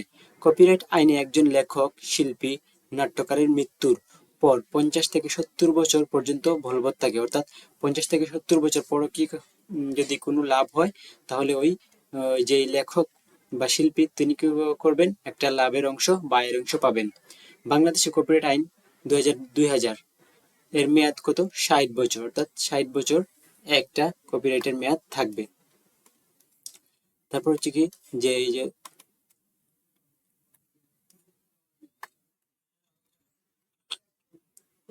সামাজিক নেটওয়ার্ক, অনলাইনে সামাজিক যোগাযোগের জন্য যে নেটওয়ার্ক ব্যবহার করা হয় সেগুলোই সামাজিক নেটওয়ার্ক। সামাজিক নেটওয়ার্কগুলো সামাজিক যোগাযোগ নেটওয়ার্ক নামে পরিচিত, যেমন ফেসবুক, এক্স, লিঙ্কডইন, ইউটিউব। তো এটা একটা সামাজিক মাধ্যম, ইউটিউব, এগুলো সামাজিক যোগাযোগ। লিঙ্কডইন অনেকটা প্রফেশনাল ব্যক্তিরা এটা বেশি ইউজ করে থাকে। ওপেন সোর্স, অর্থাৎ ওপেন সোর্স ফিলোসফি, কোনো লেখক, শিল্পী, প্রোগ্রামার বা নাট্যকার তার সৃষ্ট সৃজনশীল কর্মকে শর্ত সাপেক্ষে করার জন্য উন্মুক্ত করে দেয়। এই দর্শনকে বলা হয় মুক্ত দর্শন বা ওপেন সোর্স ফিলোসফি। অর্থাৎ তুমি যেটা, তোমার কোনো কিছু জিনিস বা আমার কোনো কিছু যখন আমরা সবাইকে শর্ত সাপেক্ষে ব্যবহার করার অনুমতি দেই, তাকে কি বলা হয়? Open source philosophy. তারপর হ্যাকিং, বিনা অনুমতিতে অন্যের কম্পিউটার নেটওয়ার্কে বা ওয়েবসাইটে প্রবেশ করাকে হ্যাকিং বলে। যে বিনা অনুমতিতে অন্যের কম্পিউটার নেটওয়ার্কে বা ওয়েবসাইটে প্রবেশ করাকে হ্যাকিং বলে। হ্যাকিং বিভিন্ন ধরনের হতে পারে, এর মধ্যে হোয়াইট হ্যাট হ্যাকার ও ব্ল্যাক হ্যাট হ্যাকার। এখন হোয়াইট হ্যাট হ্যাকার কি? কোনো হ্যাকার যদি শুধুমাত্র কৌতূহলী হয়ে অন্যের ওয়েবসাইটে ঢুকে কোনো ক্ষতি না করে, এই যে হোয়াইট হ্যাট হ্যাকার কি করবে? কোনো ক্ষতি করবে না, ক্ষতি না করে বের হয়ে আসে, তাকে হোয়াইট হ্যাট হ্যাকার বলে। আর ব্ল্যাক হ্যাট হ্যাকার কি? কোনো হ্যাকার যদি অন্যের ওয়েবসাইটে ঢুকে ক্ষতি করে বের হয়ে আসে, তাকে ব্ল্যাক হ্যাট বলে। এই যে আমরা বলি না, তোমার মনটা তো সাদা, তো সাদা মন বলতে আমরা কি বুঝাই? ওর মনে কোনো ভেজাল নাই। আর তোমার মনটা কালো, তাহলে কালো মানে কি? ওর মনে ভেজাল আছে। তো হোয়াইট হ্যাট হ্যাকার, ওদের ওই হ্যাকারদের মনে কোনো ভেজাল নাই, ওরা কি করে না, কারো ক্ষতি করে না। আর ব্ল্যাক হ্যাট হ্যাকার কি করে? মানুষের ক্ষতি করে বা ওয়েবসাইটের ক্ষতি করে। তারপর হচ্ছে computer virus. Computer virus computer virus হলো এক ধরনের ক্ষতিকর প্রোগ্রাম। কম্পিউটার ভাইরাস কি? এক ধরনের ক্ষতিকর প্রোগ্রাম বা সফটওয়্যার। অনেক প্রোগ্রামার এই ক্ষতিকর ভাইরাস অসৎ উদ্দেশ্যে তৈরি করে ইন্টারনেটে ছড়িয়ে দেয়। এই ধরনের মাইডম ওয়ার্ম নামে একটা কম্পিউটার ভাইরাস 2004 সালে, মাইডম ওয়ার্ম ভাইরাস কত সালে? 2004 সালে জানুয়ারি মাসে একদিনে 2.5 লক্ষ কম্পিউটারকে আক্রান্ত করেছিল। একদিনে 2.5 লক্ষ কম্পিউটারকে আক্রান্ত করেছিল কোন ভাইরাস? এই যে মাইডম ওয়ার্ম নামে একটি ভাইরাস। কত সালে? 2004 সালে। 1999 সালে মেলিসা নামে একটা কোম্পানির ভাইরাস সাইবার জগৎকে আক্রমণ করেছিল, যে কারণে মাইক্রোসফটের মতো বড় কোম্পানিকে তাদের ইমেল সার্ভার বন্ধ রাখতে হয়েছিল। অর্থাৎ হ্যাকিং জিনিসটা কিন্তু খুবই মারাত্মক। হ্যাকিং জিনিসটা কি? খুবই মারাত্মক। হ্যাকিং যারা করে তারা চাইলে অনেক ক্ষতি করতে পারে মানুষের, কিন্তু যারা করে না। ওকে, তারপর হচ্ছে এই যে প্লেজারিজম। তো প্লেজারিজম কি? ইন্টারনেট থেকে কোনো তথ্য বা কোনো গবেষণা পত্রের অংশ হুবহু নিজের নামে চালিয়ে দেওয়াই হলো প্লেজারিজম। অর্থাৎ অন্যের লেখা নিজের নামে চালিয়ে দেওয়ার নামই কি? প্লেজারিজম। এটি খুব বড় ধরনের অনৈতিক কাজ। এই যে ইন্টারনেটে আমরা সচরাচর এগুলো করে থাকি, অন্যের লেখা চুরি করে কি করি? নিজের নামে চালিয়ে দিই। তো এটা করা যাবে না। এটা করলে কি হবে? এটা প্লেজারিজমের পড়ে যাবে। প্লেজারিজমের অভিযোগে যুক্তরাষ্ট্রের আন্তর্জাতিক খ্যাতিসম্পন্ন সাংবাদিক ফরিদ জাকারিয়াকে তার দায়িত্ব থেকে অব্যাহতি দেওয়া হয়। দেখেছো কত বড় একটা ইম্পর্টেন্ট। প্লেজারিজম ধরা পড়ছে, উনি যে অন্য একটা লেখা নিজের নামে চালিয়ে দিয়েছেন, তার জন্য তাকে কি হয়েছে? সাংবাদিকতা থেকে কি দেওয়া হয়েছে? অব্যাহতি দেওয়া হয়েছে। তারপরে যে গুরুত্বপূর্ণ প্রশ্ন, প্রশ্ন 1, যে ইন্টারনেটে অপরিচিত কাউকে নিজের ব্যক্তিগত তথ্য দেওয়া উচিত নয় কেন? ব্যাখ্যা করো। এটা আশা করি যারা পাঠ সম্পর্কে ভালো ধারণা রাখো তারা নিজেই বানিয়ে লিখতে পারবা। ইন্টারনেট একটি ভার্চুয়াল জগৎ। এখানে অনেক ধরনের মানুষের ভার্চুয়াল উপস্থিতি থাকে এবং তাদের উদ্দেশ্য ভিন্ন রকম। অপরিচিত মানুষের সাথে সরল বিশ্বাসে যোগাযোগ করে আমরা যদি নিজের ব্যক্তিগত তথ্য, ঠিকানা, ফোন নম্বর, ছবি দেই, অপরিচিত মানুষটি যদি সেই তথ্য ব্যবহার করে অপপ্রচার করে, সেক্ষেত্রে আমাদের ক্ষতি হবে, যা বাস্তব জীবনে অনেক ক্ষতির কারণ হয়ে দাঁড়াবে। এই কারণে অপরিচিত কাউকে ব্যক্তিগত তথ্য দেওয়া যাবে না। ব্যক্তিগত তথ্য ভুলেও শেয়ার করা যাবে না। কোথায়? ইন্টারনেটের ব্যবহার ক্ষেত্রে। ওকে, আননোন নাম্বার থেকে মেসেজ আসলে বা আননোন লোকের কাছ থেকে মেসেজ আসলে তাদেরকে রিপ্লাই দেওয়ার দরকার নাই, তাদের সাথে কি কথা বলারও দরকার নাই। এটা হচ্ছে এই যে একটা ভালো ব্যবহার। তারপর প্রশ্ন 2, কম্পিউটারে ইন্টারনেট ব্যবহার করার নিয়মগুলো উল্লেখ করো। এই যে কম্পিউটারে ইন্টারনেট ব্যবহার করার সময় যে নিয়মগুলো মেনে চলতে হয় তা হলো: 1, ইন্টারনেট কখনো একা অন্যদের চোখের আড়ালে ব্যবহার না করা। অর্থাৎ একা যদি ব্যবহার করি তখন আমরা বিভিন্ন খারাপ কাজে লিপ্ত হয়ে যেতে পারি, তাই আমরা সবার সামনে কি করব? ব্যবহার করব। 2, কোনো অবস্থাতেই অপরিচিত মানুষকে নিজের নাম, পরিচয়, ছবি বা পাসওয়ার্ড দেওয়া যাবে না। অবশ্যই না, পাসওয়ার্ড তো একবার 100% না। নাম হয়তো বা প্রোফাইলে দেখে পাইতেও পারে, ছবিও হয়তো প্রোফাইল থেকে দেখতে পারে, কিন্তু পাসওয়ার্ড দিব না, প্লাস কি করব না, এই যে শেয়ারও করব না, দেখাবো না।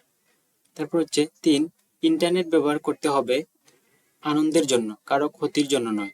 কারো সাথে কখনো অসংযত, রূঢ়, অশালীন হওয়া যাবে না। ইন্টারনেট ব্যবহারের ক্ষেত্রে বাস্তব জীবনে যেমন আমরা কারোর সাথে রূঢ় ব্যবহার করি না, অসংযত হই না, অশালীন হই না, ঠিক তেমনি ইন্টারনেটে আমরা কি করব? নিজের ভদ্রতা, শালীনতা বজায় রাখবো।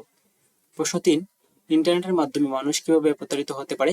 বুঝিয়ে লেখো। তো ইন্টারনেটের মাধ্যমে বর্তমানে প্রতারিত হয় মানুষ খুব বেশি। তো একটা আমরা দেখি কি, বর্তমান যুগে ইন্টারনেট যোগাযোগের গুরুত্ব মাধ্যম হলেও এতে অনেক প্রতারণার ঝুঁকি রয়েছে। বাসুদু চক্র পরিচয় গোপন রেখে প্রতারণা করে বিভ্রান্তি ছড়ায়। সামাজিক যোগাযোগ মাধ্যমে ভার্চুয়াল বন্ধুদের থেকেও অনেকে প্রতারিত হয়, তাই ইন্টারনেট ব্যবহার সতর্কতার সঙ্গে করা উচিত এবং অপরিচিতের সঙ্গে দূরত্ব বজায় রাখা কি উত্তম। 4. সামাজিক যোগাযোগ নেটওয়ার্কের গুরুত্ব লেখো। সামাজিক যোগাযোগ নেটওয়ার্কের আধুনিক যুগে তথ্য প্রচার ও মানুষের মধ্যে যোগাযোগের ক্ষেত্রে অমূল্য ভূমিকা পালন করছে। এর মাধ্যমে মুহূর্তের মধ্যে অসংখ্য মানুষের কাছে বার্তা বা তথ্য পৌঁছানো সম্ভব। এটি শুধুমাত্র ব্যক্তিগত সম্পর্ক বজায় রাখাই নয়, বরং সমাজ ও রাষ্ট্রীয় পর্যায়ে গুরুত্বপূর্ণ ভূমিকা রাখছে। এই যে সমাজ ও রাষ্ট্রীয় পর্যায়ে, এখন যে কোনো রাষ্ট্রের যে কোনো বড় তথ্য আমরা কি পাই, এই সোশ্যাল মিডিয়ার মাধ্যমে পেয়ে থাকি। দেখা যাইতেছে যে মনে করো প্রধানমন্ত্রী কোনো কিছু বক্তব্য দিতেছে, এগুলো আমরা টিভিতে না দেখে, যদি আমরা টিভিতে না দেখি তাহলে আমরা কোথায় দেখতে পাই? সামাজিক যোগাযোগ মাধ্যমে দেখতে পাই, বিভিন্ন মানুষ শেয়ার করে। এই নেটওয়ার্ক মানুষের মধ্যে সচেতনতা বৃদ্ধি, সংগঠন গঠন ও সামাজিক পরিবর্তনে ভূমিকা রাখে। তাই অবশ্যই সামাজিক যোগাযোগের ক্ষেত্রে নেটওয়ার্কের গুরুত্বপূর্ণ ভূমিকা রাখে। তারপর এই যে 5 নম্বর প্রশ্ন কি বলছে, কোনো কিছুতে আসক্তি হলে তা বোঝার উপায় উল্লেখ করো। উত্তর, কোনো কিছুতে আসক্ত হয়ে গেলে কিছু লক্ষণ প্রকাশ পায়। লক্ষণগুলো হলো এই যে 1, কোনো কাজে অতিরিক্ত সময় ব্যয় করা। মনে করো তুমি 2 ঘন্টা কাজটা করলে হয়ে যাইতো, তুমি এখানে কি করতেছো? 4 ঘন্টা করতেছো, 4 ঘন্টা করতেছো, এটা তার মানে তুমি এখানে কি আসক্ত, অতিরিক্ত সময় ব্যয় করতেছো, তার মানে তুমি এখানে আসক্ত আছো। তারপর সেই কাজ ছাড়া অন্য কিছুতে আগ্রহ হারানো, তোমার শুধু ওই কাজটাই করতে মন চাইবে, অন্য কিছু করতে মন চাইবে না। তারপর হচ্ছে দৈনন্দিন কাজকর্ম ও সম্পর্কের উপর নেতিবাচক প্রভাব পড়তে পারে। যে তুমি যদি সারাদিন ফেসবুক ইউজ করতে থাকো বা ইন্টারনেট ইউজ করতে থাকো, তাহলে কি করতে পারে? সম্পর্কের নেতিবাচক প্রভাব পড়তে পারে। যদি তোমার আত্মীয় স্বজন বেড়াতে আসে, তাদেরকে যদি সময় না দেও, তাদের সাথে যদি সামাজিক ব্যবহার না করো, তখন তোমাদের সাথে কি হতে পারে? সম্পর্কের নেতিবাচক প্রভাব পড়তে পারে। তারপর হচ্ছে কাজটি না করতে পারলে অস্বস্তি বা বিরক্তি অনুভব করে, এবং আমরা কি করি? মানুষের সাথে কি করি? দুর্ব্যবহার করতে পারি, পরিবার বা আমাদের আত্মীয় স্বজনদের সাথে। তো এরকম ভাবে আমরা আসক্ত হওয়া যাবে না। সাপোজ তুমি গেম খেলতেছো, তোমার গেম খেলা অবস্থায় তোমার ভাইয়া অথবা তোমার আব্বা আম্মু তোমাকে ডাক দিল, তুমি কিন্তু বিরক্ত প্রকাশ করবা, কারণ এই যে তুমি এডিক্টেড হয়ে গেছো গেমের প্রতি, এটাই এখানে বলা হয়েছে। প্রশ্ন 6, কম্পিউটার আসক্তির কুফল। এই যে কুফল কি লেখার জন্য বলছে, কুফল তো অনেক। ওকে, অনেক বেশি ইন্টারনেট ব্যবহার করলে সেটি আসক্তিতে পরিণত হয়। বিনা প্রয়োজনে অতিরিক্ত কম্পিউটার ব্যবহার হলো কম্পিউটার আসক্তি। যে বিনা প্রয়োজনে অতিরিক্ত কম্পিউটার ব্যবহার হলো কম্পিউটার আসক্তি। এই ধরনের আসক্তির ফলে যে সকল সমস্যা তৈরি হয়, যেমন কম্পিউটারের বাইরে চিন্তা করা যায় না, প্রচুর সময় অর্থ ব্যয় হয় এবং কাজকর্ম, খাওয়া দাওয়া, ঘুম, লেখাপড়া কোনোটাই ঠিক মতো করা যায় না। ফলে তাদের পৃথিবী, মন মানসিকতা এবং চিন্তা জগৎ সংকীর্ণ হয়ে পড়ে। এই তো এখন আমরা দেখব কি এই যে কিছু গুরুত্বপূর্ণ বহু নির্বাচনী। ওকে, বর্তমান যুগে অনেকের কাছেই কম্পিউটারের মূল ব্যবহার কি? অবশ্যই ইন্টারনেট। কম্পিউটারের মূল ব্যবহার কি? ইন্টারনেট। তারপর 2 নম্বর প্রশ্ন, ইন্টারনেট ব্যবহারের সময় কতটি নিয়ম মেনে চলা উচিত? অবশ্যই 3টি নিয়ম মেনে চলা উচিত। এই 3টা নিয়ম অবশ্যই মুখস্থ করবা। কি কি 3টা নিয়ম? আমি কিন্তু পাঠ যে সময় পড়াই ওই সময় আমি বলে দিছি। তারপর হচ্ছে 3 নাম্বার, ইন্টারনেট ব্যবহারের সময় কি করব? পরিবারের সবার চোখের আড়ালে ইন্টারনেট ব্যবহার করব না। অবশ্যই সবার আড়ালে ব্যবহার করব না, সবার সামনে ব্যবহার করব। অপরিচিত মানুষকে নাম, পরিচয়, ছবি, পাসওয়ার্ড দিব না, এটাও ঠিক আছে। সকল ওয়েবসাইট দেখতে পারবে, অর্থাৎ সকল ওয়েবসাইট দেখতে পারবে। তো এটা অবশ্যই আমাদের সকল ওয়েবসাইট দেখা উচিত না, যেগুলো আমাদের জন্য তৈরি না। তো এটা সঠিক উত্তর হবে 1 ও 2। তারপর হচ্ছে 4 নম্বর, যে MMO এর পুনরূপ হচ্ছে এই যে massively multimedia online game. Multimedia online game. 5 number, মানুষের কোনো একটি কাজের মাত্রা ছাড়িয়ে যাওয়াকে কি বলে? এটাকে আসক্তি বলে। সারা পৃথিবীর কত মানুষ ফেসবুক ব্যবহার করে? এই যে কোটি কোটি মানুষ ফেসবুক ব্যবহার করে। বিভিন্ন ধরনের আসক্তি হচ্ছে, এই যে বিভিন্ন ধরনের আসক্তি কি কি হতে পারে? যেমন গেম খেলা এক ধরনের আসক্তি হতে পারে, তারপর জুয়া খেলা এক ধরনের আসক্তি হতে পারে, মাদক ব্যবহার এক ধরনের আসক্তি হতে পারে। অর্থাৎ এটা সঠিক উত্তর হবে 1, 2, 3, অর্থাৎ 4 নম্বর। 7-এর সঠিক উত্তর 4। তারপর 8 নম্বর কি বলছে, যে অতিরিক্ত ব্যবহারের ফলে আমরা আসক্ত হয়ে যেতে পারি ইন্টারনেট, তারপর ফেসবুকে, ফেসবুকে কম্পিউটার গেমস। অবশ্যই যদি আমরা বেশি ইন্টারনেট ব্যবহার করি তাহলে ইন্টারনেটের প্রতি আমাদের আসক্তি বেড়ে যাবে। ফেসবুক যদি অতিরিক্ত ব্যবহার করি তখন ফেসবুকের প্রতি আমাদের আসক্তি বেড়ে যাবে। কম্পিউটার গেম যদি খেলতে থাকি তাহলে কম্পিউটার গেমসের প্রতি আমাদের আসক্তি বেড়ে যাবে। তারপর 9 নম্বর, যে সম্পদ বুদ্ধিবৃত্তিক কাজের মাধ্যমে সৃষ্টি হয় তাকে কি বলে? বুদ্ধিবৃত্তিক সম্পদ বলে।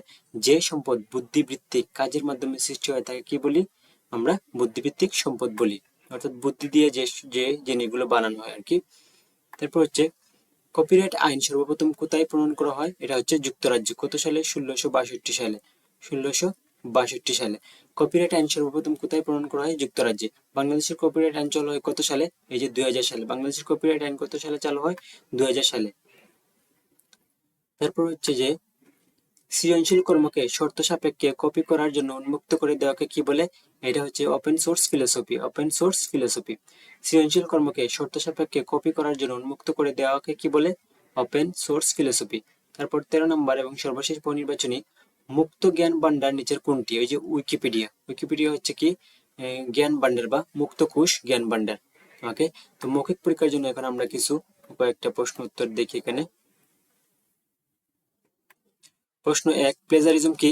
এই যে অন্যের লেখা চুরি করে নিজের নামে চালিয়ে দেওয়া বা প্রকাশ করাকে কি বলে? প্লেজারিজম বলে। অন্যের লেখা নিজের নামে চালিয়ে দেওয়াকে কি বলে? প্লেজারিজম বলে। 2 নম্বর, কপিরাইট আইন কি? কপিরাইট আইন হলো সৃজনশীল কাজ কপি, পুনরুৎপাদন বা অবৈধ ব্যবহারের বন্ধের জন্য প্রয়োগকৃত একটি আইন। অর্থাৎ তোমার যে সৃজনশীল কাজ, এটা যাতে অন্য কেউ চুরি করতে না পারে, অবৈধভাবে ব্যবহার করতে না পারে, তার জন্য যে আইন, সেটা হচ্ছে কপিরাইট আইন। তারপর 3 নম্বর, পাইরেটেড কপি কাকে বলে? কোনো সৃজনশীল কাজ কপিরাইট ভঙ্গ করে পুনরুৎপাদন করা হলে সেটিকে পাইরেটেড বা চুরাই কপি বলে। অর্থাৎ তুমি যদি আমার একটা ফাইল কি করো, চালিয়ে দাও তোমার নামে, তাহলে এটাকে কি বলে? পাইরেটেড কপি বলবে। তারপর হচ্ছে যে সকল হ্যাকার ওয়েবসাইটে ঢুকে ওয়েবসাইটের ক্ষতি করা থেকে বিরত থাকে, এটা হচ্ছে হোয়াইট হ্যাট হ্যাকার। এটা হচ্ছে white hat hacker. Black hat hacker কারা? যারা কম্পিউটারে বা বিভিন্ন ওয়েবসাইটে প্রবেশ করে কি করে? ক্ষতি করে, তাদেরকে কি বলা হয়? ব্ল্যাক হ্যাট হ্যাকার বলা হয়। এই যে যারা ওয়েবসাইট বা সিস্টেমে প্রবেশ করে ক্ষতি সাধন করে তাদেরকে কি বলা হয়? ব্ল্যাক হ্যাট হ্যাকার বলা হয়। বুদ্ধিবৃত্তিক সম্পদ কাকে বলে? বুদ্ধিবৃত্তিক কাজের মাধ্যমে যে সম্পদ সৃষ্টি হয় তাকে বুদ্ধিবৃত্তিক সম্পদ বলে। বুদ্ধিবৃত্তিক সম্পদ কাকে বলে? বুদ্ধিবৃত্তিক কাজের মাধ্যমে যে সম্পদ সৃষ্টি হয় তাকে বুদ্ধিবৃত্তিক সম্পদ বলে। কপিরাইট আইন সর্বপ্রথম কোথায় প্রণয়ন করা হয়? কপিরাইট আইন সর্বপ্রথম প্রণয়ন করা হয় যুক্তরাজ্যে। কপিরাইট আইন সর্বপ্রথম কত সালে প্রণয়ন করা হয়? 1662 সালে। 1662 সালে। মুক্ত দর্শনের বড় প্রকাশ কোনটি? মুক্ত দর্শনের বড় প্রকাশ হলো মুক্ত জ্ঞান ভান্ডার উইকিপিডিয়া। মুক্ত জ্ঞান ভান্ডার উইকিপিডিয়া। 1999 সালে কোন ভাইরাস শক্তিশালী ভাবে সাইবার জগতে আক্রমণ করেছিল? Melissa virus. তো এই তো ছিল আমার ওয়ান শট ক্লাস। আশা করি তৃতীয় অধ্যায়ের ওয়ান শট ক্লাসটা তোমরা সবাই এনজয় করেছো।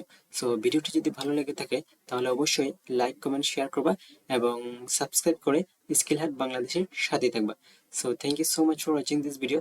ভালো থাকো, সুস্থ থাকো এবং পরবর্তী ভিডিও দেখার জন্য রইল অনেক অনেক শুভেচ্ছা এবং স্বাগতম। আসসালামু আলাইকুম।